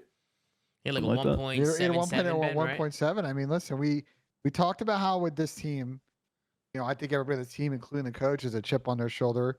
We haven't seen it in their play since Major 2 last year. Like a lot riding on these first couple of series. They got to start strong, and this is probably one of the best series that we've seen him play. I think in the CDL. Yeah. I think this and what his Vanguard was a Vanguard Major 1. Major 1 against FaZe. In the I think finals. those are This series that's is definitely crazy. his two standouts for Yeah. sure. So this is the round where I was like, dude, holy shit, A point might be really hard to cap. Like, I remember LA Thieves trolling. I mean, I have it written down. We were talking about it, but they were scamming a lot and just making a lot of mistakes in this round, and they still won the round. And it's just like you could see, like, there was a few times where Seattle was able to find some kills, like even right here. Like, they have 2 dead, and that's 3 dead, right? They get onto the point, and we could just kind of see how it just falls apart for them. Afro, I think the guy on hill there needs to chill too. Like Illy Yeah, overchild Inter there. shouldn't fucking overchild that on OP. Yeah, he overchild His, there. his teammate has his cross. Like he doesn't need to shimmy it. He should just stay down. Obviously, it's tough because they need to give him comms on which way he's gonna need to aim if they challenge him. But like, he doesn't really need a team shot anybody. He's trying to get that first stick. he messed up there for sure. He messed up. So the round should be over here. The game, this defense should be absolutely over in this situation. You have 4 alive, 4 mid map after Afro gets that 3-piece, and then this is just such a mixy Yeah. defense on LA2. And they get back in there. Like, you see Hook, Arcides, they get another 3 dead. LA Thieves is coming off spawn, and I don't even know how Seattle didn't cap this. You can see Arcides. I think this is where he's trying Joe to make makes a play. fucking incredible play. Like he doesn't overchild the point. He lets him sit on it, gets a tick, whatever. But like He reads the person pinching too. exactly gets a 2-piece middle map, lets the guy get the tick, which I think is actually the right play in this situation. Lets his teammates get map control. It was a fucking 10/10 play by Joe. Yeah, good work from Joe Deceives there, and you can kind of see LA Thieves. They're able to hold on to the same point. A few times I thought Seattle might have been able to get in there, but they could. Even at the end here, look, they get in again. Take a look at the lives here. Illy's able to find one. They get on the point. You can see they have his cross. Like, Joe's getting lit up just trying to get to the point. Illy finds another one. I mean, I'm thinking here, you can see Illy got some bad time in there. What a shot there from Afro. That's a big kill right there. Oh, Onto a boost. Dude, he had some fucking heat checks. That was a It's like I had to massive say, kill. yeah, I mean, if he loses that, we're flaming him, but he won it. Yeah, He had a couple of those this map for sure. massive kills from him. He was and, shooting. Yeah, LA Thieves, they won the defense. And then this is where they win the map, in my opinion. We know how defensive heavy this map is. This is where LA Thieves are able to win it. You can see off the rip, Joe Deceives runs right to the 8-point. He throws the nades down, gets the wall bang. It's a 3. They get 3 dead. And check out the spawns from Seattle. So why does Seattle spawn back gas there? I don't know. Maybe it's Is just that random? maybe it's because it's like a clean dead, so there's no like staggered spawns. But can we rewind to the actual break? Like, I want to watch the whole process. I want the viewers at home to pay attention to how much more The how much viewers more stay at home. We're all at home, my brother. It's for so people can see how much more beneficial it is to hit this A side off the rip because of how quickly you get down that street. Like the team that's spawning gas doesn't even have like a chance to stop you from actually getting to the point. Like it's really fast. I don't know. Those spawns are weird though, bro. I Yeah. think it's a combination of things. The last guy alive is on the B side of the map, and the B point is also up. But I think that probably has something to do with it. Yeah, maybe the B point being up is like a bit. Yeah, you're right about that. Because before, when people are trying to push A, they usually have B already. Yeah. So maybe it's like changing. B's up, and the last guy alive over there. Yeah. But you can see LA Thieves because of their break. I mean, Seattle just chalked it off the first 30 seconds. They didn't even go for it. Like they chalked it. LA Thieves was able to get A off the rip, and I feel like at this point you rotate back, you play through mid, and all you need to do is clear out your ice cream, make sure there's nobody behind you, and work some kills, and you should be able to get B point. And that's what LA Thieves do. They get the guy out of ice cream. They rotate back. They get all the kills, and LA Thieves are able. I know Seattle was able to get them off a couple times. It is low-key kind of a hard point to cap sometimes if it's the only point they're focusing on because there's really nowhere to hide on the point besides the one boulder, but you just get pounced with grenades off spawn. Like they just keep coming off spawn and just throwing a whole shit ton of grenades. Well, here. that's what kept. I almost punched a hole in my monitor in this play right here. Yeah, you didn't like that play, They Sam. throw a trophy, get naded, get Afro kills. running through dark right here to chase this kill. If he had died, this would be completely different. But Yeah, I 'cause then think you'd be getting that pinched. yeah, they would be getting pinched. Like probably Cap and Shane would have been punching their monitors too. I think not stacking here or stacking is actually a better play in the situation because I think Dan is the person that should be pushing off. But it ended up working out. Serve. It worked out. They get the stack. They win the offense. They go on to hold a point on the defense, and this one was all zero. We can take a look at the final scoreboard. But was there anything else that you guys caught in this map? Anything else you want to talk about in the invasion control here? Let's take a look at the scoreboard. That shit. I got So nothing. I'll be right back. I'll be right back. No, Guys. Quick, you guys just, enjoy. just want to see more data. I think in general on You good, this Sam? map and sort of how people start to play it and what the percentages are. But Illy, you there's a good, needed some help there's a good this map. response for there's a good response for Thieves after they getting slam map too. Like he's starting to get alive in this series, and then we went through an interesting one, Tom. Another fucking terminal heartbreak, bro. Yeah, then we go into a terminal hard point, and again, it was just a lot of back and forth. I think actually there was a good break here early on in the P2. Seattle was able to work a break here on Dreams, which is not a hard hill to break if you do it initially. I think they just do a good job just working kills Burger. You can see the guy Burger and Book, they both fall, and it kind of opens things up for Seattle. I think that's how everybody's going to play it for the most part when you're going from P1 to P2. Like you play a guy off old. Afro should have definitely stayed tucked in that corner. He tried to make a play, and he ended up getting taken down. If he stayed tucked there and just let players run by him, I don't even think they would have checked it. But he falls. You can see Seattle. They all work kills to the backside of the map. They work those P2 spawns, and they were able to pick up this last 35 seconds. So good plays from Seattle there, honestly. I thought that was a great break. And then I'm thinking maybe Seattle can change some hills here and get into plane, and I'm not really too sure how this one falls for them. I mean, you can see they're stacked in plane. They just kind of get pinched. One guy's off hold, one guy's spawning out. They don't have the numbers. LA Thieves are able to bounce back here and get P3. But for the most part, pretty back and forth. There was a few things I wrote down, but most of them were in the second rotation. First, I'll go to you, Ben. Was there anything in this map that caught your eye, or how did you think? Let's go to the second rotation, then we can talk about it. Yeah, I'm down to go to the second roto because it was pretty much a tie game. We have a listening from Seattle. I want to tune in because, bro, these guys were cracked. Seattle, I don't know what the fuck they took today or what the fuck they ate for breakfast, but let's go into the listening with Seattle Surge and see how they sound. Yep, they spawn. I got a nade through road, or play through road. You're on P2. Hold P2. Okay, got me dead. I'm holding new. I'm throwing a nade on I'm P2, I'm P2. They need me, bro. No, they're all going through old and mid hall, probably. Yeah, don't see on hold. Don't see on hold. Nothing Two, here. I need that. I have your plane cross. They're gonna push me, guys. I'm holding. Top three. And Burger, go see dead. I still nice. Top three. We're missing one. We're missing two. Top three. Nice. I'm moving. I have one on the left. They're not going on the back, guys. One on the back on me, Burger. I got you. Go see that. Yo, they're sunning me on time. Sunning me on time. We're missing 2. Nice, missing 1. Nice. I'm pushing. Make sure black. Soak this shit. Yeah, you got it. Okay. It's fine. Just free soak. Let's get dead. Shooting me from bottom right. He's low plane, going low plane steps to the outer right. You feel me? Outer right. Two in you. I'm gonna wrap burger. Take your time. 2 in you. Another Afro dead. Nice. Put him back in. 3. Let's get the play. They got spoon play on the back. I don't know. It's good time. I don't know where is he, bro. There's one back on me, boys. Spawn back burger. Yeah, they're already in burger's head. Yeah, I know. Help Jordan. I'm waiting for this guy. Still on the back. Pion, he flanked me from Pion, guys. I don't see those Yeah, guys. he got me. He's in white. That's one of you. Looks still alive, bro. Go. Back in the back on you. Go check. He's dead. Nice. Yo, watch out, Penny. Dead. I'm on the back. Jordan, you go. I'm on the back, yeah. One guy's on me. Dead. I love the plays here. I'm by Seattle. All right, so right there, I love that Seattle's getting like the terminal spawn and they're just all playing the back. They all played the back and one guy just played front. Because theoretically, you want to just play for P2 here, P1. Like you want to just try and contest this P1, right, and play for Dreams. So do we all agree on that or not? Yeah, well, especially now that I've realized you can fucking wallbang this pillar. Yeah, I didn't know that prior to today either. Like, I had no idea. I didn't know that. Bro, I feel like you have to like. I feel like you have to like play to let them like wallbang you and then like jump out and chow and like try to like distract the guy from shooting them. Reloading, yeah, catch him either reloading or catch him shooting at the pillar. You know what I mean? I don't know if you can do it. I don't know if like people call them Beskies, but I guess it's the only chance you got. I don't know if it's in this game, but like there used to be a hole under that pillar too, where you could throw stuns and nades under it to the other side. I remember that. I don't know if that's actually nuts. I don't think it is. It's definitely not in this game. I was elite. That's how you spot checked that other side when you were coming around a corner.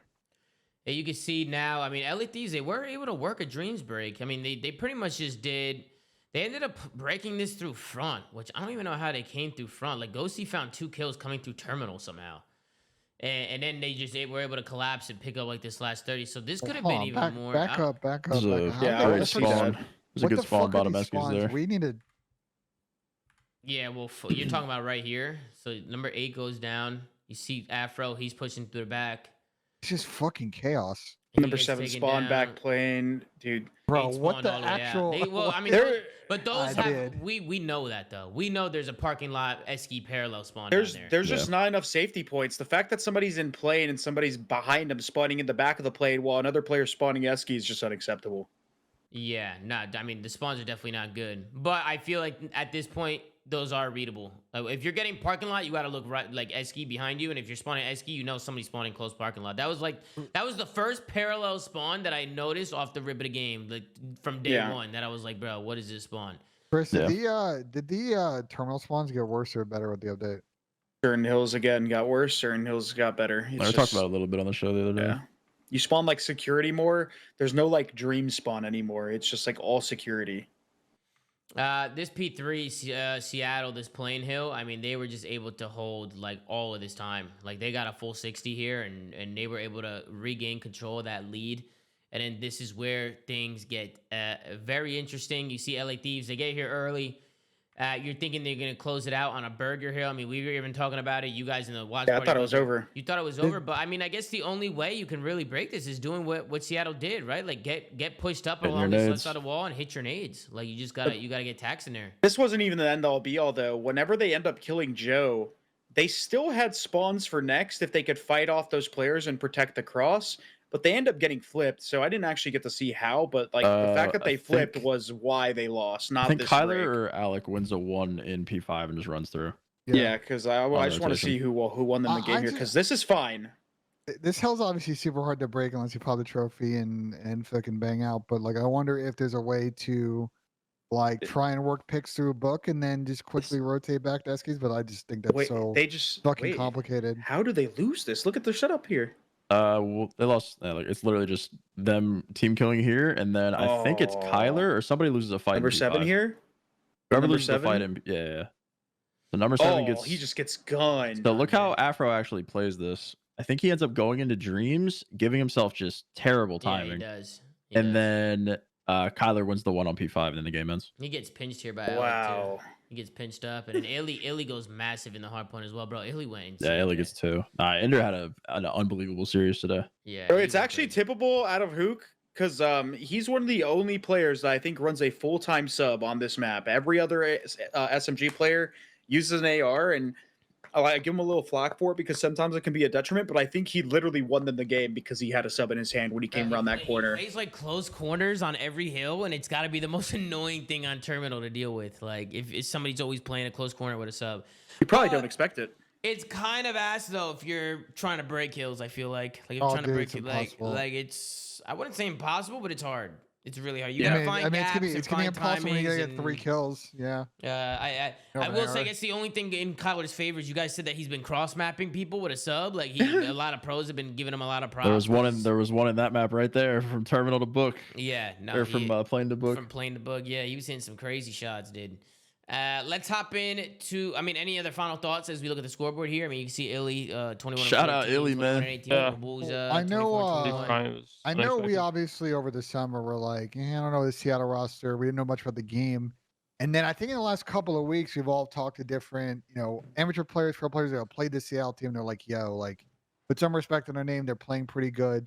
I know we've talked about in the last couple of shows. These guys had a little bit of cred coming in. They actually got voted pretty high in the breaking point poll, and they proved it here. Like they're off to a 1-0 All start. right, hold on. Let's calm down. They beat the Thieves. I mean, I think the Thieves are another like top 6, top 8 team though. Like, But there's like 7 teams that are top 6, top 8. Like, you know what I mean? Like, I feel like they're mean, all fair. on the same. Like, these 2 teams to me are the same.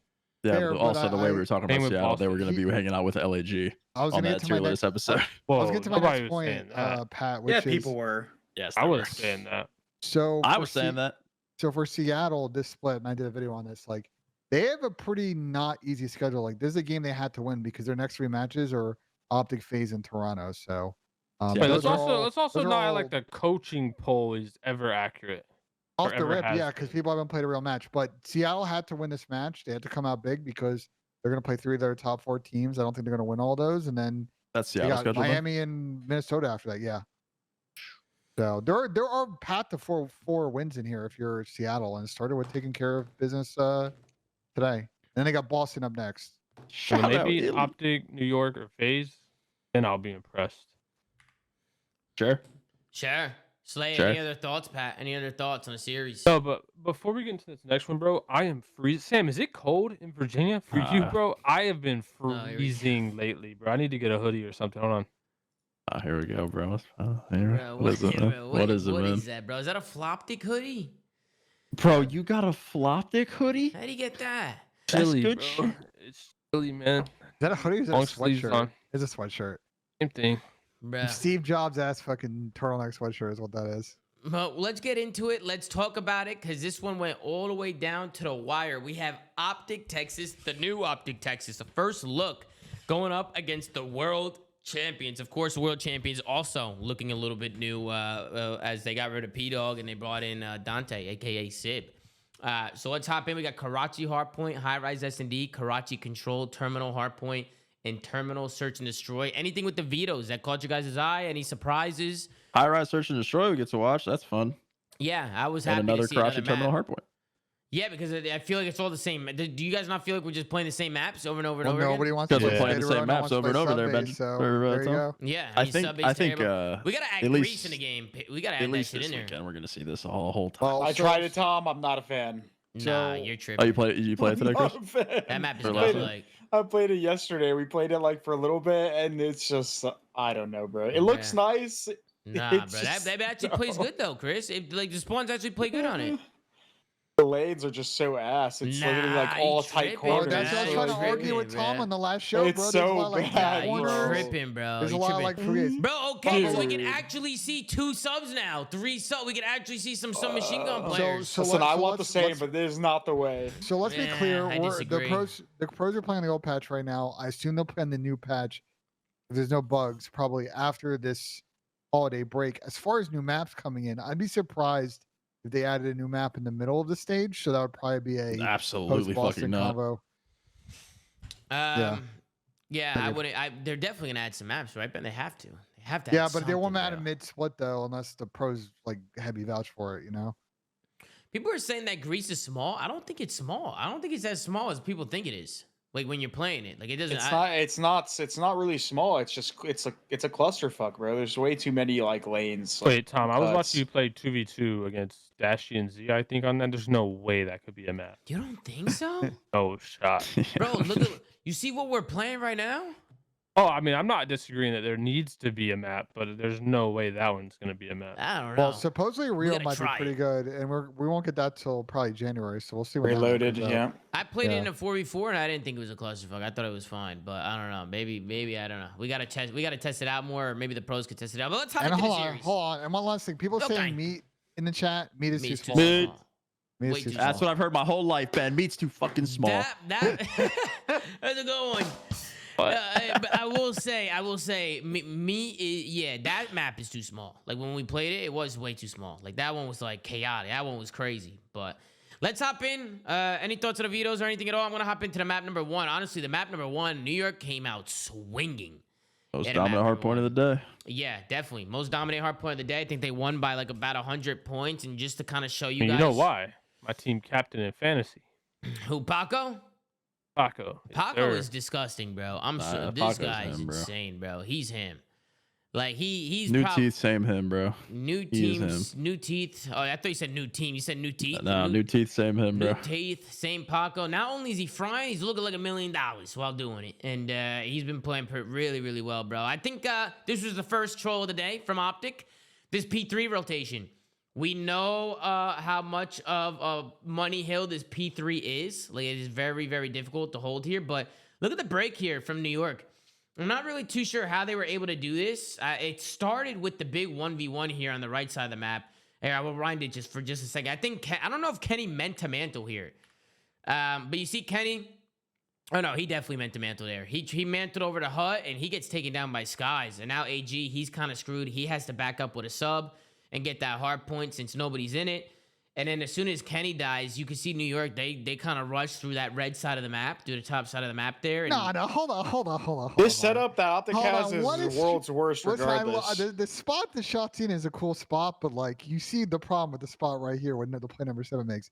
There's no chance that Ant gets like any kind of instant. I was from this actually guy. going to commend Kiz for the play. I actually love the way that he just did that, because that, I mean, like I've fucking The hard played all counter headaches and spot, shit. Yeah. But when you jump off top 3, there's actually a ledge above Pred in this clip, like next to that car. You can actually land on the ledge up there next to top 3 and then jump to That's a the good back ass of this play. hill. That is such a good play. Because the guy orange So- can't see you.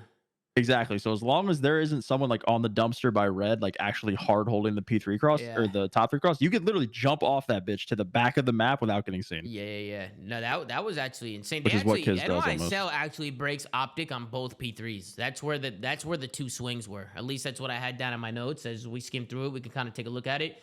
But yeah, that's a good ass play. I didn't know Kismet did that. I didn't know he jumped on. I thought he just jumped off a top 3 like a maniac and just jumped over his head. No, see that little ledge like on Sib's POV, if you back it up a little bit, like there's a ledge that's connected to top 3 that you can just jump straight on and then jump to the back of the hill. Yeah. No, I see the ledge. I see what you're talking about. Yeah, I see it. That little overhang. I see Yeah. it. Yeah. So you could actually jump on that and just straight to the back. And then right here, Paco, he didn't really care about the point here. To be honest, he was just finding kills. It just wasn't getting in the hard point. And I kind of liked the play because he was by himself. And Optic was just kind of swarming him. And I just don't see a point of jumping in a hill for a few seconds just for Optic to trade you out. Like, I thought Paco made a good play here, just like playing his life and staying alive up here. Because him doing this just completely broke down Optic's rotation. Like, they couldn't get any time here. I don't know how you guys feel about leaving a hill white like this, but I like it. I thought it was a good play.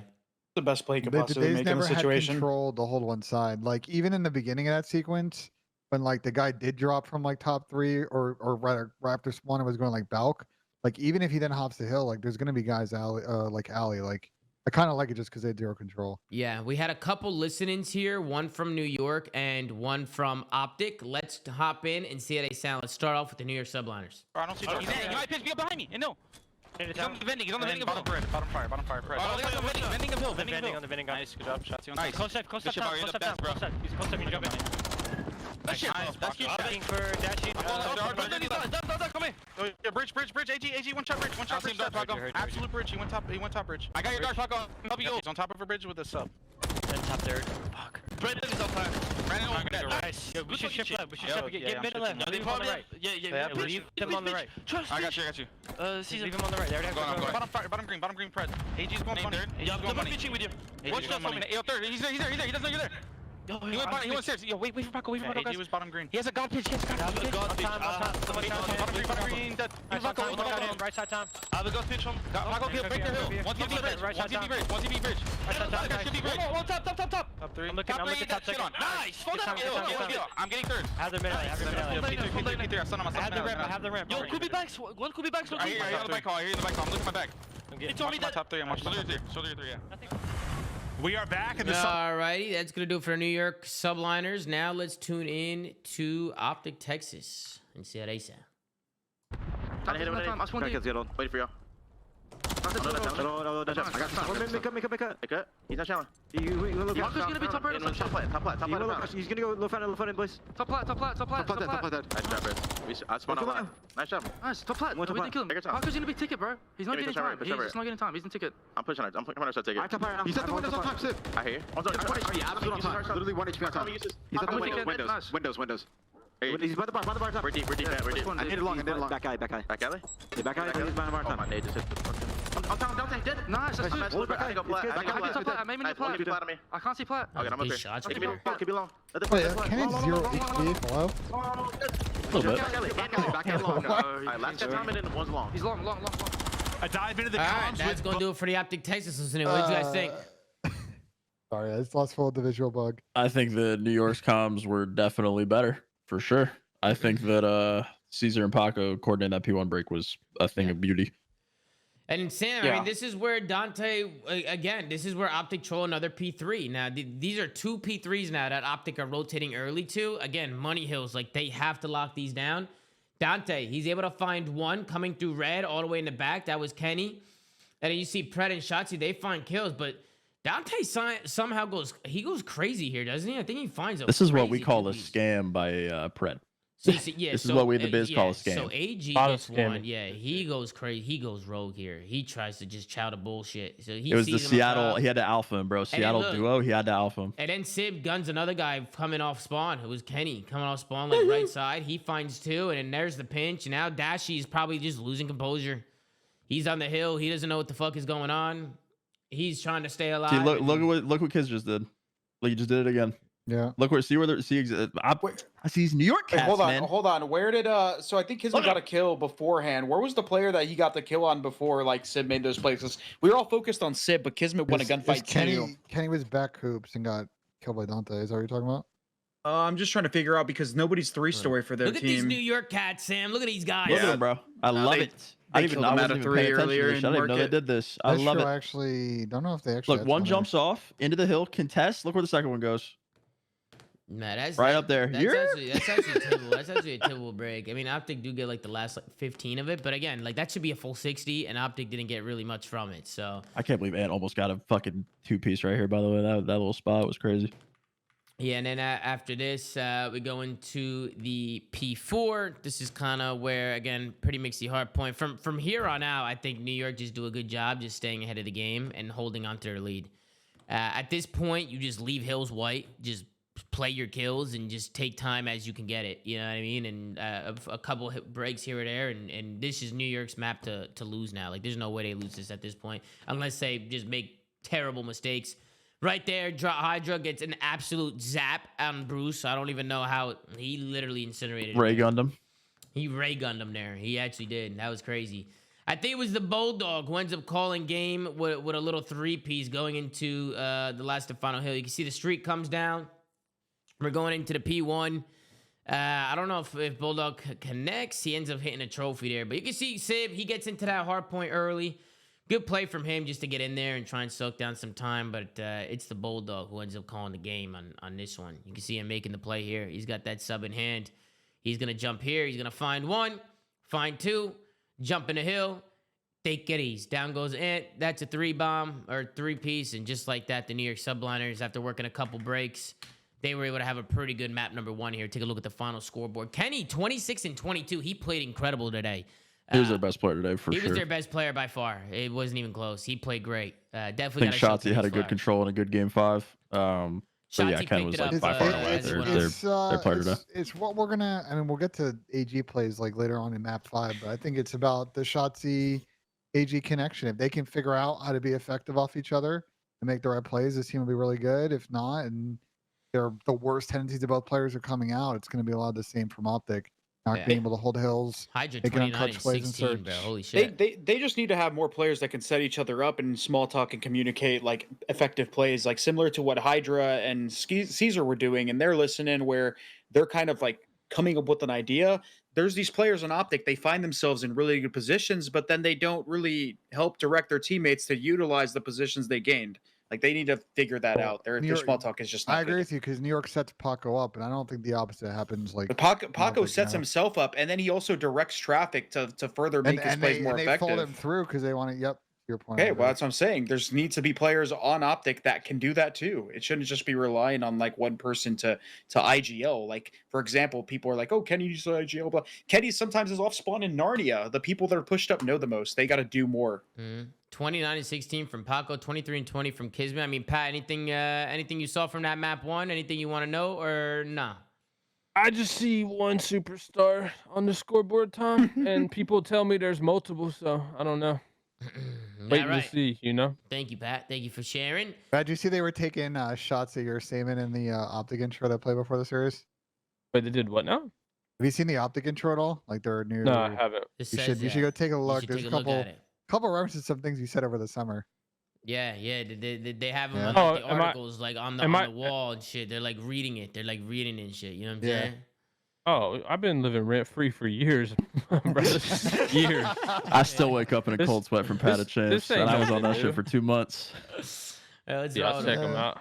Going into the I'm gonna high call you rise Optic S&D, Slayer. little bit of a weird start to the high rise S&D. It was 4 offenses in a row, and they weren't really close either. Like the offensive team was just winning with ease. It wasn't until, well, honestly, it was a lot of offense.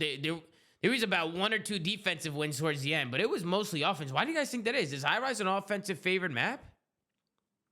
I think it's just a play favored map. I don't think there's really offense or defense. It's just straight up gunning decision making. Love the play here from Paco here to get pushed up on A. That's my day 1 strat right there, Sam. That's my day 1 strat right That's there. your sit in a corner. You love it. Now you get pushed up A fast on Yeah, offense. and then sit in a corner. Yep, and then you sit love right it. here, and you just let them run right by, and then bada bing. No, Damon said until the tank killed us. Damon, I had 3 kills with the propane as my guess. I don't know if I hit. We were think I hit placing the bets 3. on over and unders on explosions and shit.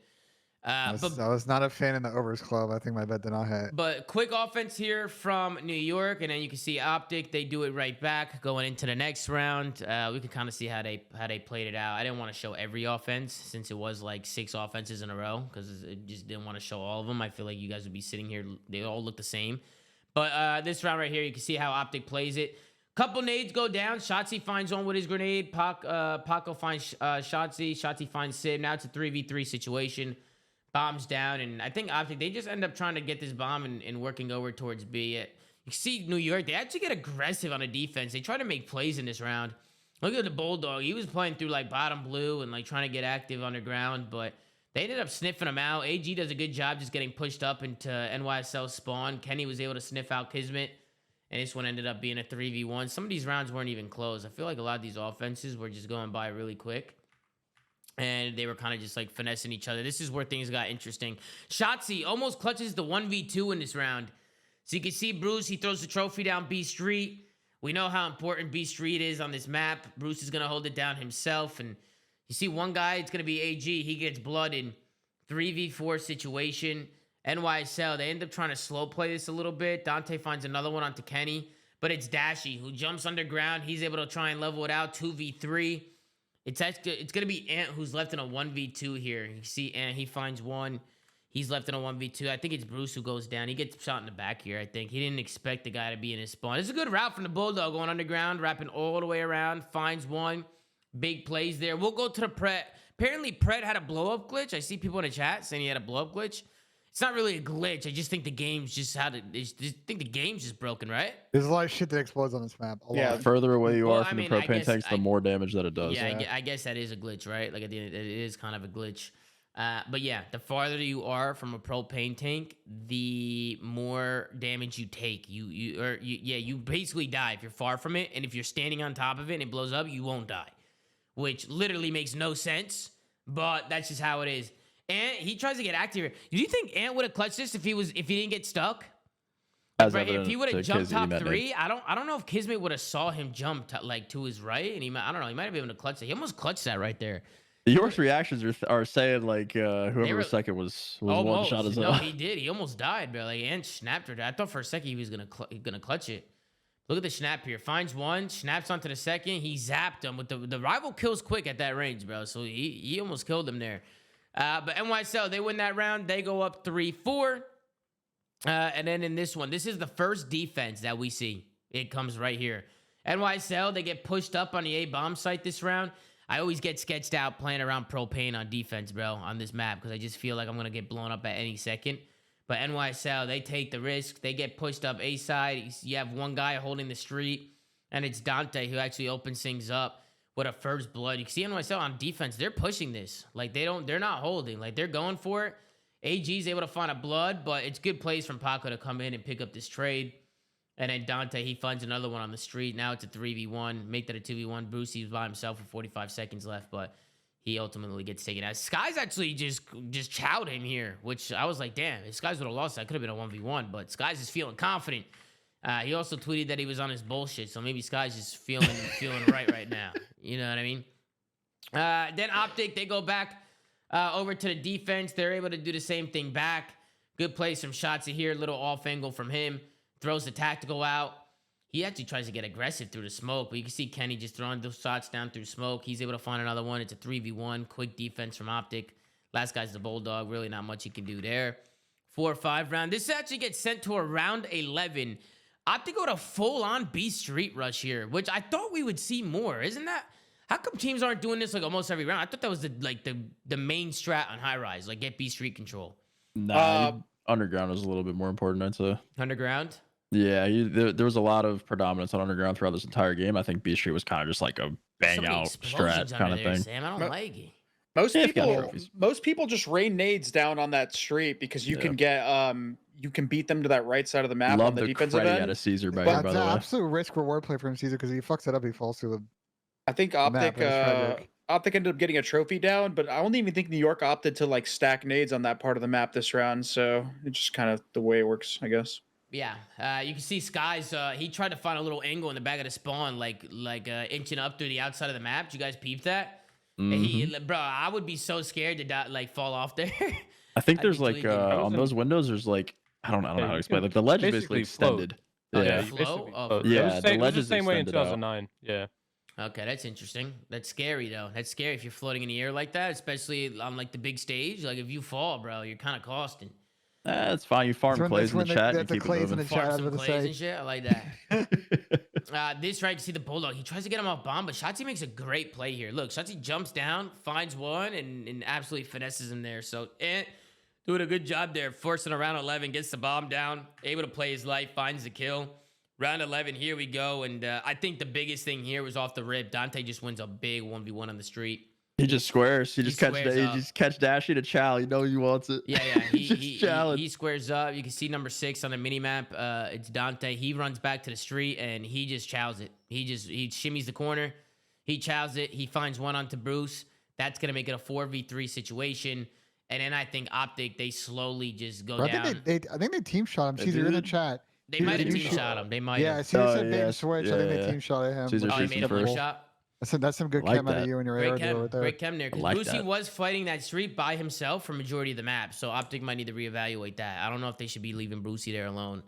But at the end of the day, they got the kill. Shotzi, he tries to make a play. It's a 2v3 I love the spot here out of Ant, but he just gets the worst timing. He got terrible timing here. This is so tough. And he couldn't even see the bomb from where he was. Like he couldn't see it. I thought he was actually about to just like 3-piece or 2-piece win them the game right here. Yeah, once the bomb goes down, though, this is chalked. Once the bomb's played, it's like, over. Can't do anything. And honestly, great plays from New York. They iced up. They were able to work a kill street, and then AG. I think AG thought that they were going to be planting the bomb, and he tried mantling onto that B site, and he ended up getting taken down. So, the B site. It's B site that's in the middle, right? I'm tripping. Yep. He tried to mantle onto the B side. He gets taken down, but good tries from Optic. Good map from New York, and just like that, New York is up 2-0.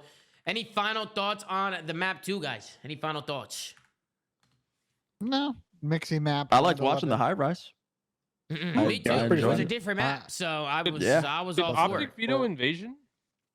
Yeah, I believe so. Or no, I think Back up. We can see. Oh, you want me to go back to the vetoes? Yeah. I think it just popped up. Okay, I'm Pop gonna go back. the timestamps. Come on, second. Yeah, I got the timestamp. Hold on. Vetoes 350. I think it was. 18. I think it was Optic. Here it is.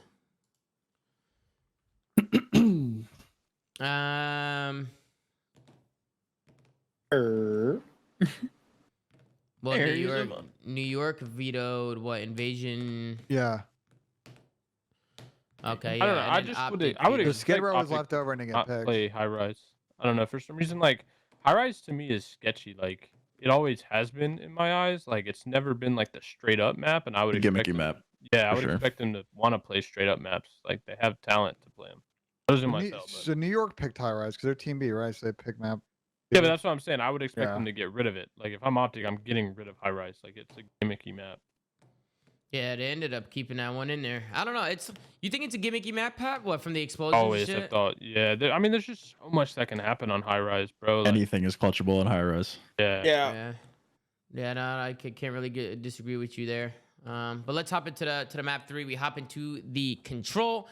This is where Optic, they start to make their little reverse sweep comeback a little bit. Once this loads, it's buffering a little bit. But Optic, they start making a little run here. I think Kenny, he ended up making a really good play here towards the end of this first round, and he ended up bailing him out. I'm not sure what he did, but I have it written down, so I wanna take a look at it. But we hop in. We got Karachi control, which is honestly good to see because the other 2 series had invasion, so it was good to see just another map get on the board here and kind of see how it plays out. Definitely think the A point is probably the first point that people play for. I'm really not too sure on this map. What do you guys think? A point or B point? What do you think is the more favorable point to cap first? What do you think is the hardest point to cap? He's B for definitely the sure. hardest cap. B for sure. But I think that you use. This is gonna sound absolutely stupid, but I think you use A as a way to capture B. I think that you can, like my other team called it frequency, Tom. If you remember how you play that map, you get a couple of kills, you could just immediately dart through the middle of the map and hop on B point. Yeah. I think that's a very similar way to play this map. If you can bait the kills in red, and if you bait the kills on the A point, you can just sprint and trap them in this dumpster. Yeah. I really like what Optic and New York were both doing. I think Shotzi and Hydra were doing it a lot, where they would just find that opening off of kills and they would just try to get top of that platform, because I think on the offensive end, that platform, like unless you have nades that hit like perfectly up there, you get a guy on that platform. If he doesn't troll his life away, like you're not climbing up that ladder. There's like no way to actually get him off there, unless you throw grenades or like go like towards mid map and reflank it, which is not possible because those are the low points are. So I think that's probably going to be the strategy. The meta on this map is just trying to get to that spot in their base and just be a nuisance. Yeah, Shotzi and Hydra could not be concerned with the points, and they were just doing what Chris was saying, just sprinting to their base every life. So this is where things get interesting. So NYSL, they have 2 ticks on B. They were able to get the A point. And Optic, they don't deplete the B point. They didn't deplete either one of them. They didn't deplete A or B. Yeah, they didn't deplete them, which is like, they got to make sure they're depleting points around control, because that shit goes a long way. But Kenny ends up making a good play here. You see Optic, they get control of Diner. Like, they're able to work some kills and get that map control. But it doesn't Would have last. liked to see Kiz get across there as well. I think we mentioned that in the watch party. Yeah, well, they end up dying. It starts here. Like, this is kind of where the push comes from red. You can see they're pushing through mid. They're pushing through red. It's going to be Shotzi who opens things up, but Paco quickly trades it. Skies finds another one. Then Dashy gets caught out. That's 3 dead now. Last one up is Kenny. I thought Kenny made a great play here. He kills Kismet crossing. Really good shots there. And then him using his tags was just really important. Like, getting the information, calling it out to his team, and hitting those tags right there. Like, that was massive. Optic, they were able to get in there at the last second and get those kills. But really good plays from Kenny. He was kind of like the backbone right there for the Optic roster, because they probably would have lost right there if Kenny didn't do what he did. So big plays there from Quavo Ken. We hop into the next one. This is where Shotzi, he ended up making some plays. Optic, they end up winning the offense as well and going up 2-0 here. Shotzi was playing really well this map. Just like switching lanes and finding gaps and just being annoying, working flanks, working pinches. They did pretty good. I think Optic, if I remember correctly, I'm pretty sure they get onto this B. They cap B like pretty easily, and then I remember Ant hitting like a little pinch route, and I don't remember exactly how they did it. So I kind of want to go back and watch it and see exactly how they get onto this point. So here it is. This is where they get on B. So it looks like they storm through red. So they come off spawn. They're getting like close red spawns. They work through middle, work through red. Let's see how they're able to get on here. New York also, like, everybody runs away from B. Like, I feel like New York would kind of just like, they need to fill in left side. They need to fill B in. I'm not too sure why they were giving it up. They were probably under the assumption that they were going to spawn like deep instead of right behind red, which I don't really know why that spawn necessarily comes in. Well, that's just the same philosophy as a lot of control maps like Raid. If you just aren't blocking the predominant spawn of, like, say, bedroom on Raid, it would be red for this example. If you don't have someone on defense there, they're going to spawn there just as a priority. Yeah, and you can see this is where Shotzi just makes like great heads up plays. Like he gets pushed out here, alley, and just kind of keeps him like pinned back a little bit. So they were able to get like 2 ticks on that before they go down. And then New York, they get control, but they kind of overchow here. Like, they get control of Diner, and with 14 seconds left, I would have liked to see New York just chill. Just hold it, and just, like, sit on the head glitches, just wait. But they push red. Optic kills them coming off a spawn, and just like that, they're able to get on this point in Cap B. And then this is where Ant makes the play. You can see him. He goes right through back alley. He goes all the way around, and he hits a Kobe here. He hits, like, a crazy grenade. Kenny finds 2 coming through mid. Ant throws a Kobe top 3.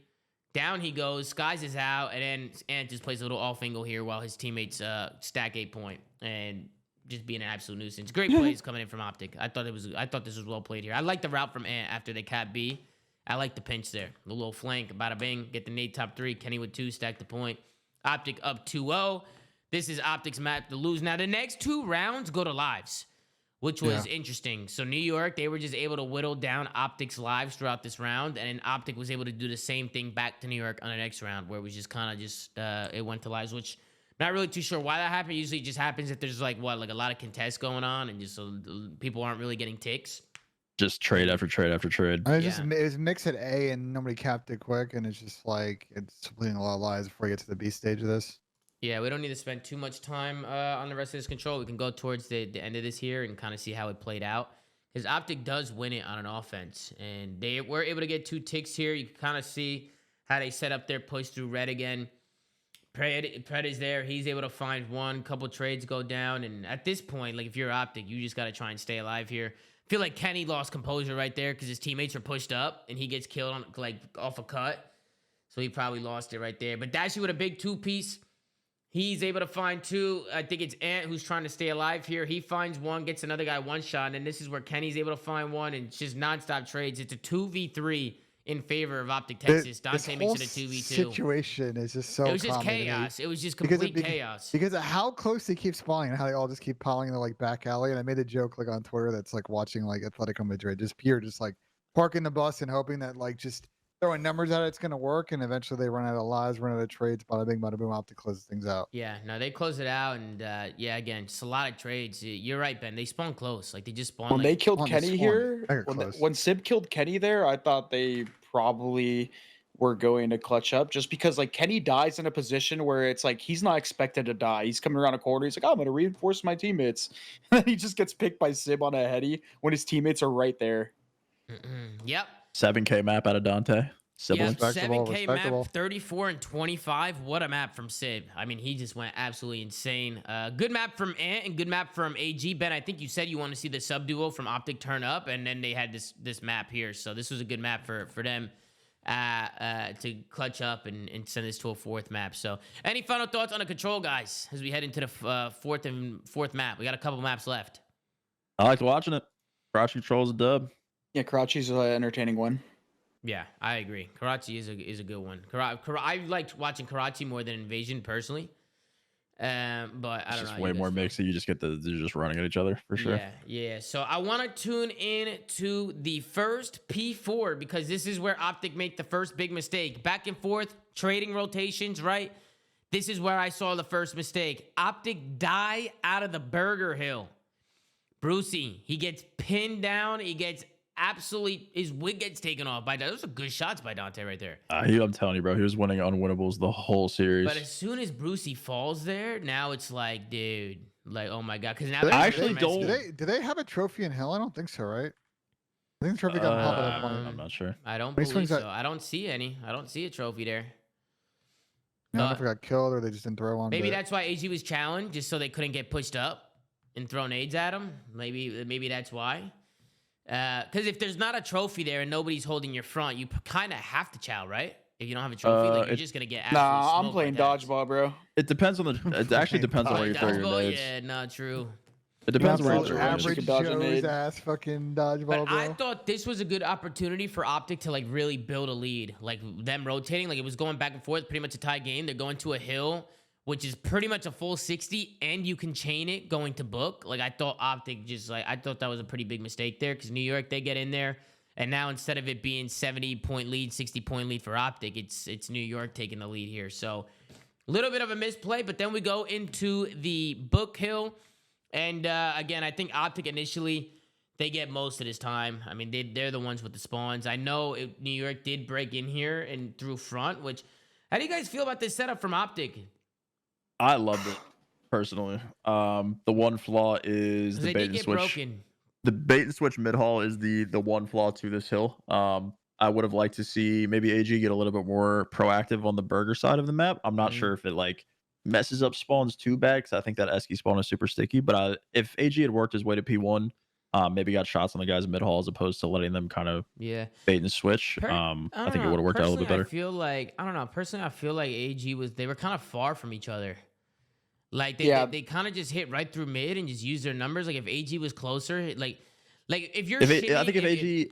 Like if he's back flower planter right here, like where he is now, right? Like he can just kind of help both, right? Like he can bounce around and help both guys. Like if they want to hit mid, fine. AG can just take 2 steps and watch mid and help him in hill. If they want to hit the left, AG can just head glitch the planter and just like get free kill. I think his 3 teammates were in really good spots, but I think he could have either played it aggressively or played it passively, and he kind of didn't do either and just sat burger. And I think that's where the mistake was. Yeah. Well, I also just am a bigger fan of like stacking the point, like having 2 people on the point and like having one person like watch the dreams push through and one person kind of watch the burger push through, regardless of the position, because 2 people stacked in that hill with trophies are going to be very hard kills to deal with. You got to think they probably get 1 or 2 players every single time, and then they retain spawns and just reflood into the hill. So that's personally how I would play it, at least. Yeah, then we hop into the second set of rotations. Obviously, a pretty back and forth game here. It's pretty much tied as we're heading in. Second P2, some weird spawns came in here, and we'll take a look here. So take a look at NYSL and look at what they do here. So they push through the back, which I love. Like they get aggressive, they push through back, they get a couple kills. Look at the spawns here from Optic. And look at the spawns here from New York. They basically spawn in the same spot. They both, like, you see number 6, it was Dante. He spawns like deep low Esky.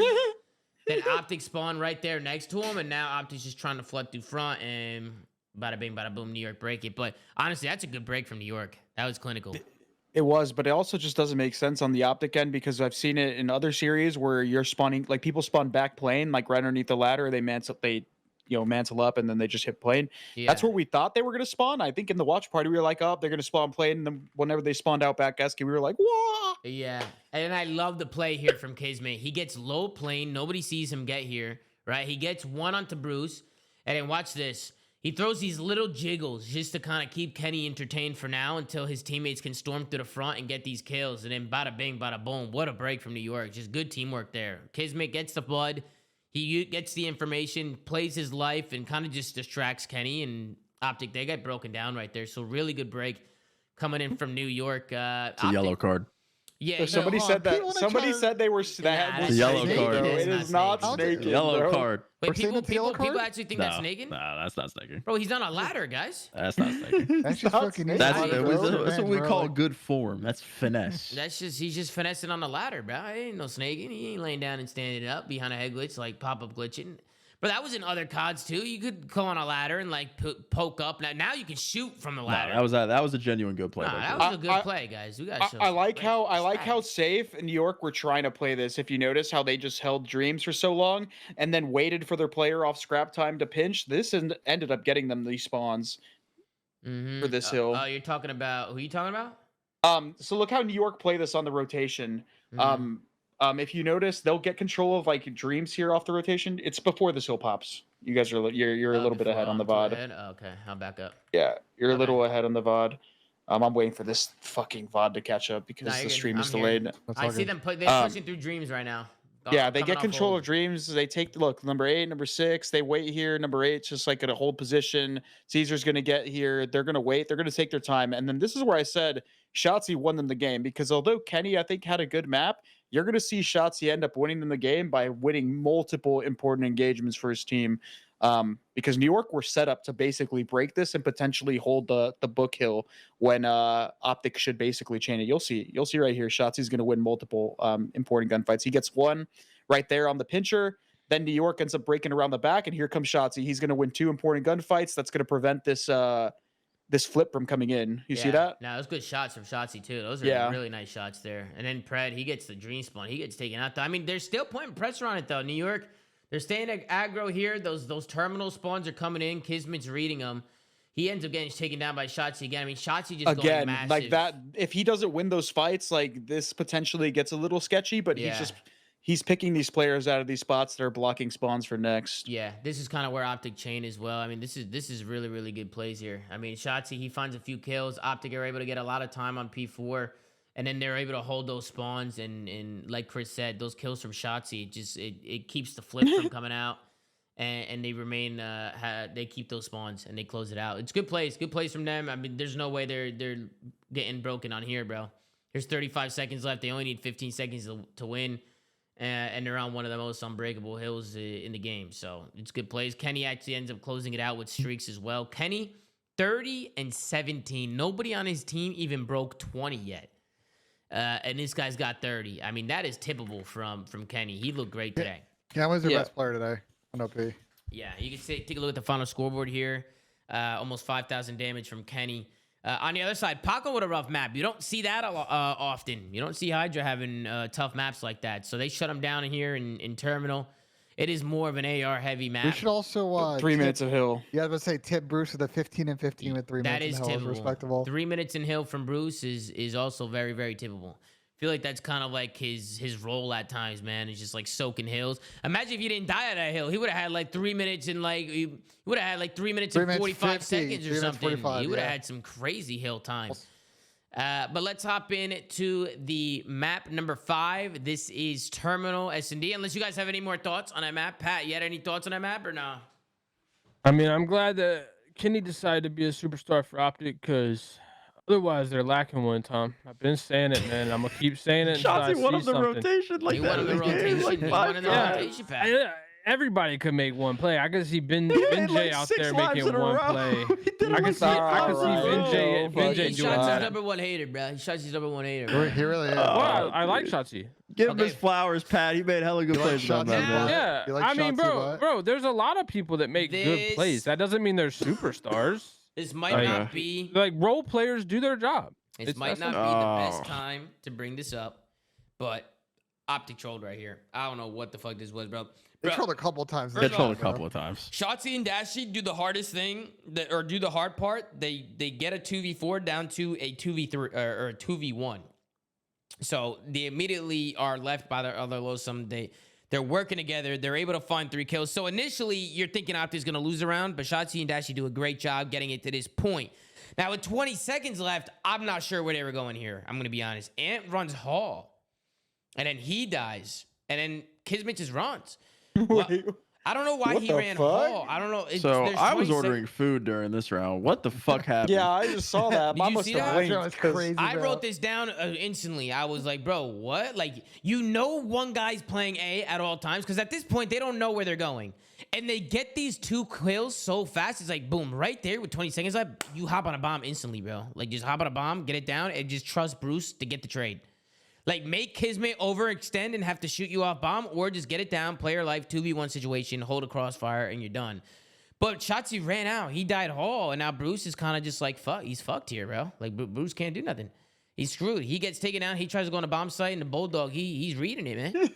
I'm See, Bruce, Pat, I'm that's where you checked, say some bro. shit. This is the round where you could say something. Listen, I see this stuff maps before, Sam. That's why I call it out. Like, Okay. you say give flowers when you see something small. Like, keep in mind, he was like It 8 wasn't and small. 15. He won like He and then was he 8 went and double 15, positive the and second then rotation to he win his team turned the game. up, but he was 8 and 15. Why was his team down 100? Because he's 8 and 15. Same shit. And then he does shit like this. Game 5, momentum round, first round, and they got a free win, and he does that. Too.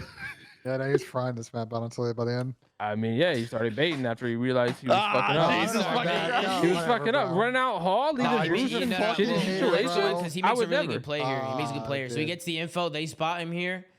Shotzi's able to dip out of there, and he makes a good play, just getting this nade off, gets him tagged up, and he wins a big 1v1 here into Dante. Dante gets taken out back. That don't look like baiting to me, slaying. That looked like a pretty good entry there. And then Shotzi finds one.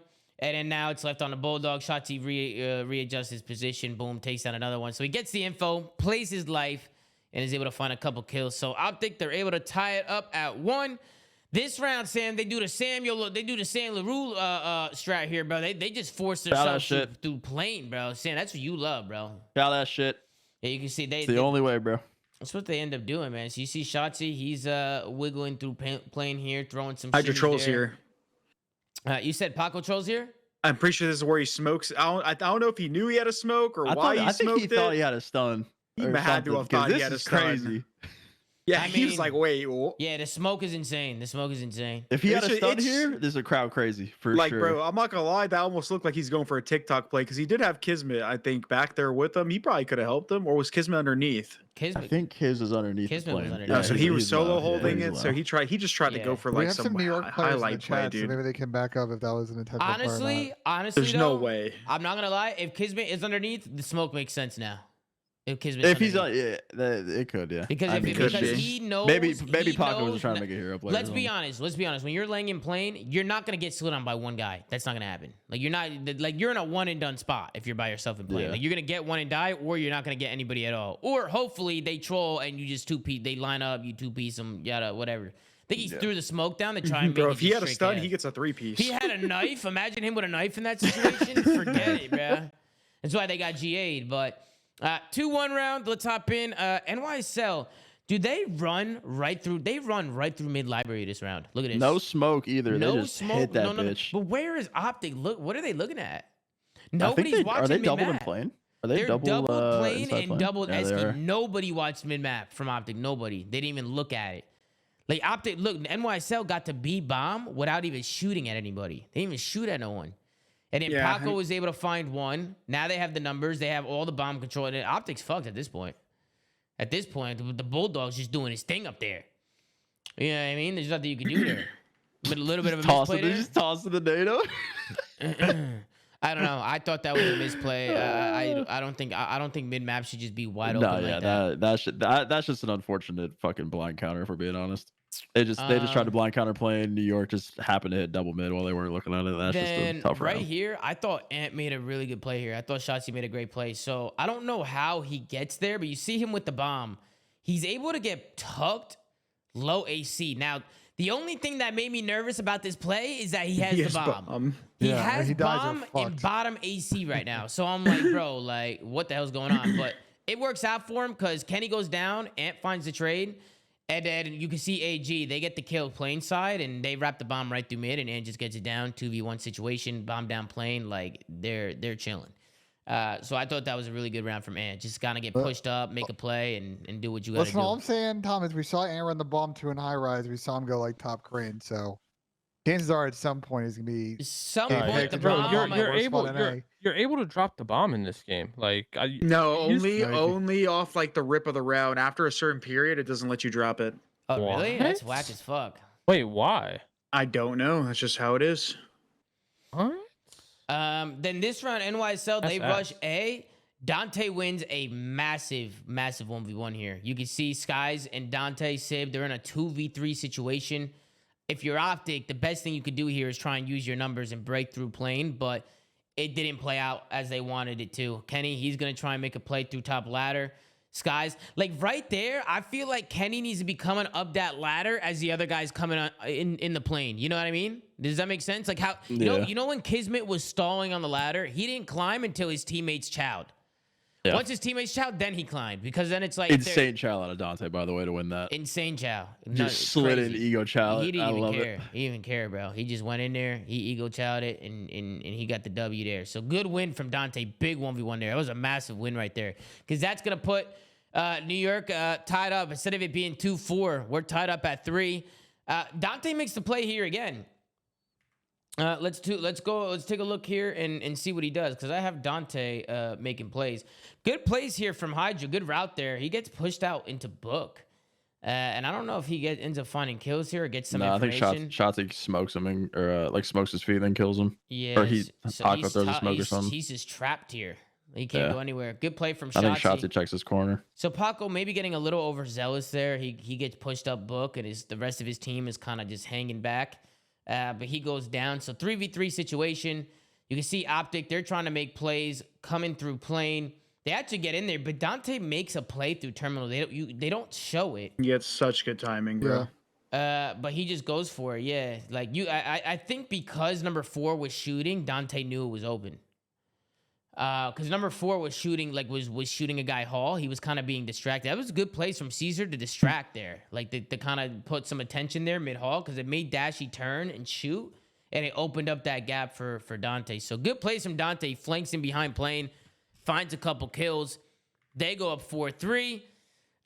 This one was interesting from New York. Personally, I didn't like it. Is this the wrap round? Yes, this is the wrap round. This is troll. Bro, they get the kill. They get the kills here playing, and instead of just using their numbers and getting plane control, they just wrap B, which I was just like, why are they rapping? They did the hard part. They got a blood plane and have numbers like plane. I think they maybe just didn't want to chow again because Ant was pre-firing. It's just with like smoke, baby. Is like So they Hydra threw smoke. I'm pretty sure in the plane. This one's a little questionable. If they had their smoke here still, maybe it would have been a good play, right? You get that smoked out and then you rush through. But like they just got caught white, or they got caught wide in the open by Ken, and Ken gets a kill, and then Dashy gets a supporting kill. Yeah, and then Kenny, he's able to find a couple kills, but they're able to shut him down. Good plays from Kenny on that escalator. He goes massive there. To kind of slow down that push. Yeah, it's foreshadowing because, in my opinion, I think Kenny got costed. We're gonna see what happened when we get there. But 4-4, this is where Ant just goes insane. Shotzzy pops a crazy 3-piece here. Not only does he plant the bomb, but after he gets that bomb down, you can see him tucked in a corner here.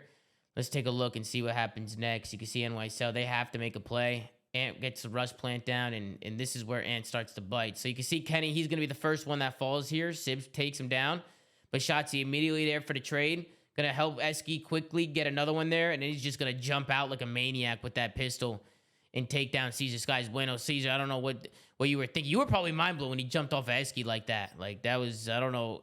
That was a TikTok clip for sure, bro. He was going rogue. He was That's going a rogue. TikTok. That's a TikToksy. TikToksy. I don't know. No more. Then we go into the 5-4 round. I thought it was all over. I thought this was over, bro. This should have been it. Kenny finds 1. I thought this was over. Kenny finds 2. Yeah. This is the 4v2. unlosable situation, mind you, by the way. So right here, I just don't like that Kenny backed out as AG went in. You know what I'm saying? Like, bro, you're either both challenging, like AG's either challenging this when Kenny's top Esky shooting over him, or they're both just chilling. Like AG just sit the corner because Kenny backed up, and I don't know what the comms are like. I don't know if they calmed it, but that costed him right there. I think I don't know. He played a mega creddy though. Like he wasn't even seeing. He played a creddy, but like I don't know. I feel like if you. It's 5-4. Why are we even challenge? Like, why challenge? Why even like if I don't know if Kenny did it. Maybe Kenny didn't comment that he backed up or something. I don't know. Like if Kenny was still challenging Esky, I don't mind it. Like I don't mind AG. He should challenge. Like AG should challenge there. Because if you. But that's not even the worst part, right? It's like they still have a 2v2, and they know that both New York subliner players are trapped on this back right corner of the map, right? On a map where you have all these head glitches and all these crosses playing for information, Shotzzy still has a chance to like. Just hold that cross, and Kenny can hold his Eskies, and they just play the crosses onto each site. There's no reason for Shotzzy to go sprinting into Book and dying there. Yeah, that was. I mean, it still would have been a 2v2. Like that's a still winnable scenario. It's Him still just winnable. throwing Mhm. his life away. Yeah, that was just as bad. Yeah, even here, I'm not really too sure what the thought process was after. I don't know if Ant thought that maybe they weren't there. I don't know. Like They have the whole map cut. Why? Yeah. Like, why even move? He should have just chilled. I think maybe him and Cam were trying to team chow that guy, and that's why Shotzi chow with him. But Like I don't know mean, what the if- comms are like but in I, this so Ken I has feel, I his feel like you book. should just wait, dude. Yeah. It's That's where he needs unnecessary, balls. bro. Yeah. That's what we call a scam. Yeah, that's game. And then it goes round 11, and then this is honestly the round 11 looked like pretty easy for NYSL. They kind of The Optic lost full. they lost It full. is- Like yeah. this is where they kind of just they didn't even hold plane though. They had no info. They But tried to look hard at counter. look at how. Wait, did Hydra throw his smoke at B? I think he did.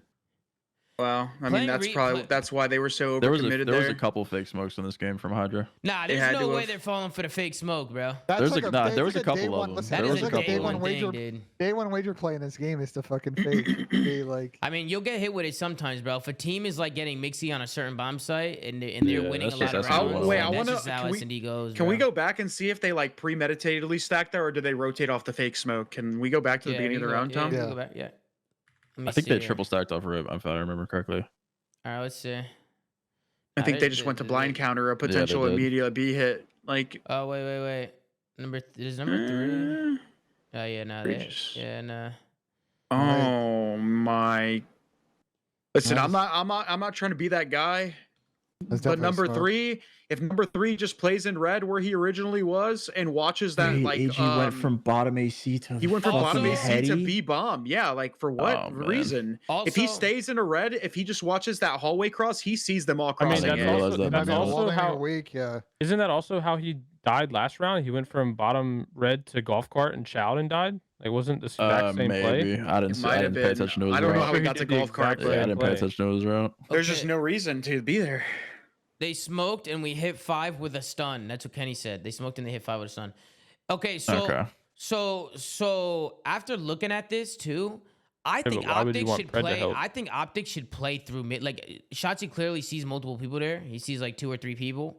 They should probably play through Hall and play through like their spawn. Like they should try and pinch and try and work some of these trades. Like try and I wonder. try and solo some of these guys out. Like in the, I on the also- pinch. You know what Tom, I can mean? you back it up one more time to just like the beginning of the round and play it out? Yeah. Because I'm curious if AG is trying to be in, like, is the smoke blooming while AG is in it, and he's like trying to just get in the fucking mix while that shit's in there because they think they're hitting it, or like, I'm curious if he just fucking ran through that shit. AG. The smoke goes Yeah, down yeah. now. He threw it. I mean, he's just in it. I think he's just He in just it.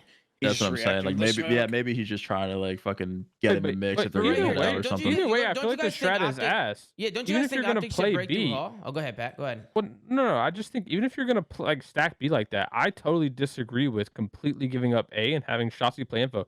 Like, why not shoulder terminal? Why not peek cockpit? Like, why not play for Because info? New York had been double nading terminal for Yeah, a but couple you can of wait rounds. for the nade and back up. Like, my point is like, I mean, Shotzi can move, bro. Like, I disagree with giving up Soloing full A control. is not as and easy as you guys are and making it out to be, though. But Like you don't have to he- solo it. You just peek and run. Like, you can do a million different things. You can Man, play the race under the and retake run. is so hard. They gotta try at least trying a one. Pat's But he gave up basically full saying that info. even if they're nading terminal, he can play like the cockpit, wait for the nade, then peek. If the nade doesn't come in, then he peeks and then he And checks think it. about it. And if they nade it, he gets to call that out. Yo, they just double naded terminals. So the teammates that are like in La La Land looking at a smoke at B can wrap.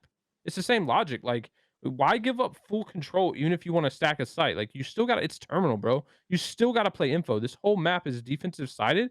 And if you're going to let a team just fake you and get full control of the plane, you insta lose. Even if you don't troll the mid round, you insta lose as soon as you give up full So control on the map. Pat's- Pat's 100% right. You agree, basically, AG just needed to trust his two teammates to be in like. Yeah, either Oh, that, yeah, or wait, either, wait, either, wait. either that, or or the strat Shotzi was needs to just get better. bad. Yeah. No, either that or Shotzi needs to get better info and just Yeah, not like Shotzi sit in can't the sit back of the back plane. plane Let me, and let, me, just let, me, let wait. me give my opinions real quick, because personally, I think it goes back to even what we were saying in Hardpoint with like some of the setups. Like they're just too far from each other. Like, bro, off the rip, right? Like number 3, who is it? It's AG. Like, boom, AG's on the stairs. He's getting all the info book. So he's watching this to make sure nobody's running through mid. You got 2 people B. If AG just stays here for a second, like instead of just rushing towards B, like just wiggling around here, he could help Ant. You know what I mean? Like if Ant's getting the info here, he can rush over real quick and work a crossfire with him. But instead, he overcommits to B when they don't even know. All they have right now is there's a smoke down and they hit somebody with a stun. Well, so if AG watches middle, he's got the opportunity to make a stairs play, like because there's nobody halls that's going to shoot him. But constantly. there's also they could have pinched him in. I want them to be more 2 and 2. Like they're just leaving like. AG's There's in a also a spot here where he pre-stun. can play quicker and react off the info. Right now, he doesn't have the info to tell him that they're all going B. Like, he doesn't have enough of that information to be doing what he's doing.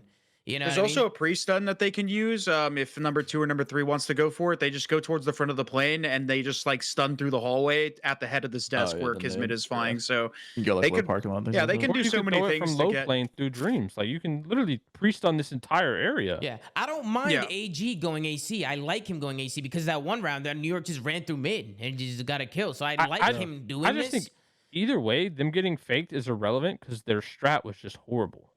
Like this strat was horrible. Period. Even without Like- the smoke, if Hydra just throws a shimmy, it just shows himself. You know that it's probably still the same I outcome. mean, it is the first match. It is the first match at the beginning of the we're year, just but breaking falling it down. for Yeah, but Terminal's been a map since 2009, brother. falling for a bait smoke in round 11 that sucks.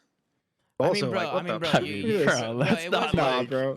It's not. No, you guys are dragging it, bro. A Yeah, lot of you guys people- are dragging this Bro, smoke. a lot of bro. people This strat is fall horrible, for fake bro. smokes. Like that's the whole. I don't- The but that- smoke that y'all, you guys are y'all fucking are dragging that down the smoke smoke, for bro. no Wait, reason, dragging bro. the issue isn't the fake smoke though. The issue is if you're playing for a stack on B, you don't full give up A. You cannot, bro. There are trophy systems. Like have your trophy player go terminal and throw a shimmy if you're worried about getting double nated. Pre-stun Dreams if you want to stack B to eliminate the, I the don't threat disagree of with them that. rushing A. There's a million things you can Yeah, do they if you want to should- stack B. Stacking B is fine, bro. People talk about That's like right. 09 having plumbers. Bro, no one in 09 was sitting back playing, giving up full control. Like, bro, Yo, Pat even is back in the right. day, Pat's people right. were No, playing I'm with not, I'm not IQ disagreeing. I'm on not this disagreeing map. with Pat for It's sure. just a- I was it's just, not- this yeah, is just it's a not smoke bad. take I Yeah. disagreed with. Yeah, I y'all mean, were no, trying to- I don't care if someone I gets agree. fake smoke. It's Yeah, just a bad strat. that's what I was disagreeing with. Bro, I'm telling you, if AG just plays I agree close, with the plane if he thing, just 'cause plays that's mid how- here and plays close, he could just help accordingly. If they rush B, AG can quickly hit Hall or wrap back to Esky and help him. If they go A, he could just hit up ramp and help him. Or he could stay low plane and just watch their low stairs, like try and make a play through terminal. You know what I mean? Like I agree with you, instead he Pat, just on the A thing as well, because that's just how you win offense on this map. You just like if you're gonna commit to A, you fucking double Bro. chow through the plane, kill a guy, and plant the bomb. Bro, yeah, if I'm playing right now and I ever saw a team, if I'm like, yo, they're sitting 3 at B and one guy back plane, I'm rushing you're plane running every through- yeah, you're round running into the until they're plane with 4 3 of there. your Yeah, teammates. every round I'm rushing it until I lose Yeah. it. No bullshit. Every time. And that's what I was screaming in the watch party today. Is like the only way to play offense on terminal with a high success rate is to fucking 4-chow something or just slide into plane and hope for the fucking best. Where are the matches for tomorrow? They don't show the matches tomorrow? They might not show them on There's a broadcast. tweet. I can There's a find tweet, it for though. you. Oh, here they are. Here they are. I found them. That's maybe some stingers. Well, I mean, there's a couple in here that I think are like obviously teams that are going to be chasing champs qualification. Holy battle of the mid, except for Ultra. and obviously that Toronto match. But I do Nah, think that breach surge match. the last one is a Well, big one. before we talk Last one's a about it, big any one. final thoughts, guys, on the Optic New York? I will say, I Optic thought scam, bro. I thought Optic They scammed. scammed. I They thought they looked, bro. They They scammed. scammed, but they looked good, bro. Like Optic didn't look They bad. battled today. back in a series. They started down 0-2 and battled back to make it to a game 5. But Yeah, for a new team, just first like- series, they just made too many like little mistakes. Just hurt them today. Yeah. And New York looked Agreed. great. I thought New York continued to look good. I wasn't sure how they were going to look with Dante at first, but after watching them play, I think Dante's definitely elevating him. He was shooting today for sure. He was shooting. We'll see how consistent they can keep it. Like as it well, goes remember on. from both last year, sides. bro? Like when they won all these events, they were good at search, and when they didn't, like that was a problem game up for them. I'm glad to see the New York on the right front foot. I'll bet in 2 round 11 wins in search. We'll see if they can keep it up against LAG on Sunday.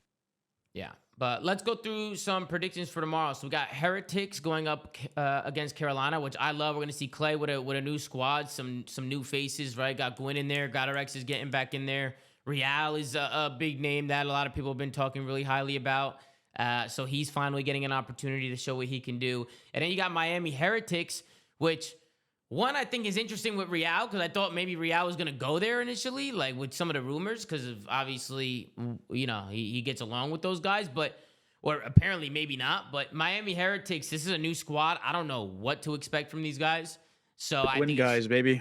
Go Gwyn, guys. yeah, we'll see. We'll start with this one. What do you guys think? I'm gonna actually go Carolina on this one. I'm gonna go 3-2. I don't know. 3. I have no idea what to expect here, to be honest with you. I'm gonna 3-2 anyone can win. I'm going 3-2 Carolina just because I know that they've been like really grinding, and I think that their extra push like at the start of the year, like they're gonna start hot. That's kind of like where I'm going with it. So I got Carolina. We'll go down the list. Ben, we'll go with you. Who do you think, Ben? What do you think here? I'll take the Miami Heretics 3-2, but I don't know. I have no idea what to think of this series. I'm hoping it's a good one.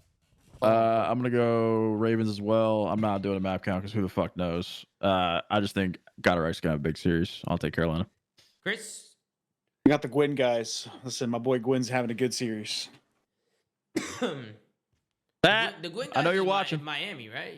Gwyn guys No, the Gwyn guys is Ravens. What do you mean the Gwyn guys is Miami? How come when I said Miami Heretics, you were saying Gwyn guys? Why were you saying Oh, I Gwyn was just guys? saying, I don't know. I was just looking at their team. I was just like, the Gwyn guys, baby. Let's that's what go. threw me off because I was like, isn't Gwyn guys from because of Gwyn? But then when I said Miami, you were like, Gwyn guys. No, Gwyn guys. bro. I was like, what? The Gwyn guys is the Ravens, bro. Okay, I didn't know. I thought you maybe Come had on, like, man. no, just making sure. Go ahead, Pat.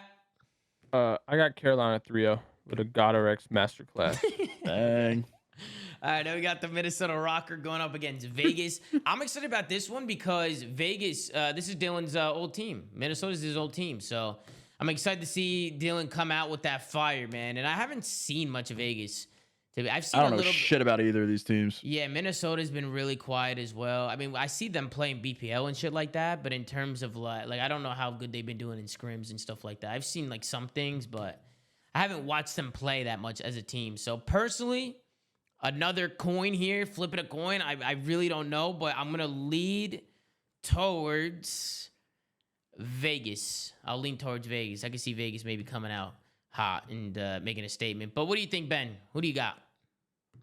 So I'm gonna go based on what I've heard from scrims, which could obviously be dead wrong in a real match. Of that, Minnesota's been solid to average, and they should like fight for a winner's bracket spot. And Vegas has been one of the like weaker teams in scrims, so I'm gonna say Minnesota 3-1. Lamar always got his boys playing good at the beginning of the year, so I'm Minnesota hoping as well. they let Like, down. absolutely no logic or reasoning behind that decision at all. I got Minnesota because I know Wake, Linz, and Vivid love 8s, bro. And we're at the beginning of the game right now. People are not organized. They're about to just start rolling around, fucking just world starring everyone. Pat?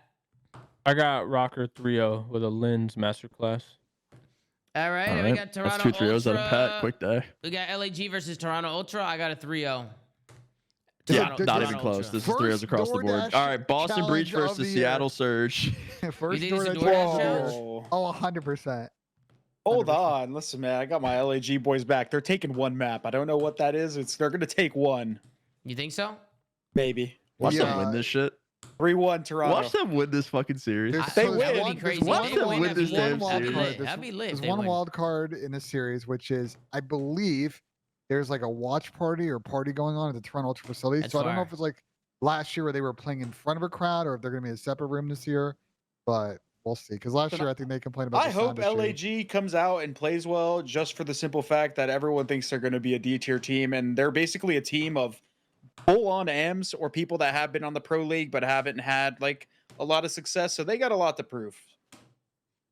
All right, and then LAG. Pat, I Pat, got who do you Toronto. You got 3-0. Toronto, Pat. You got Toronto there, or what? Yeah, with a Kleenex masterclass.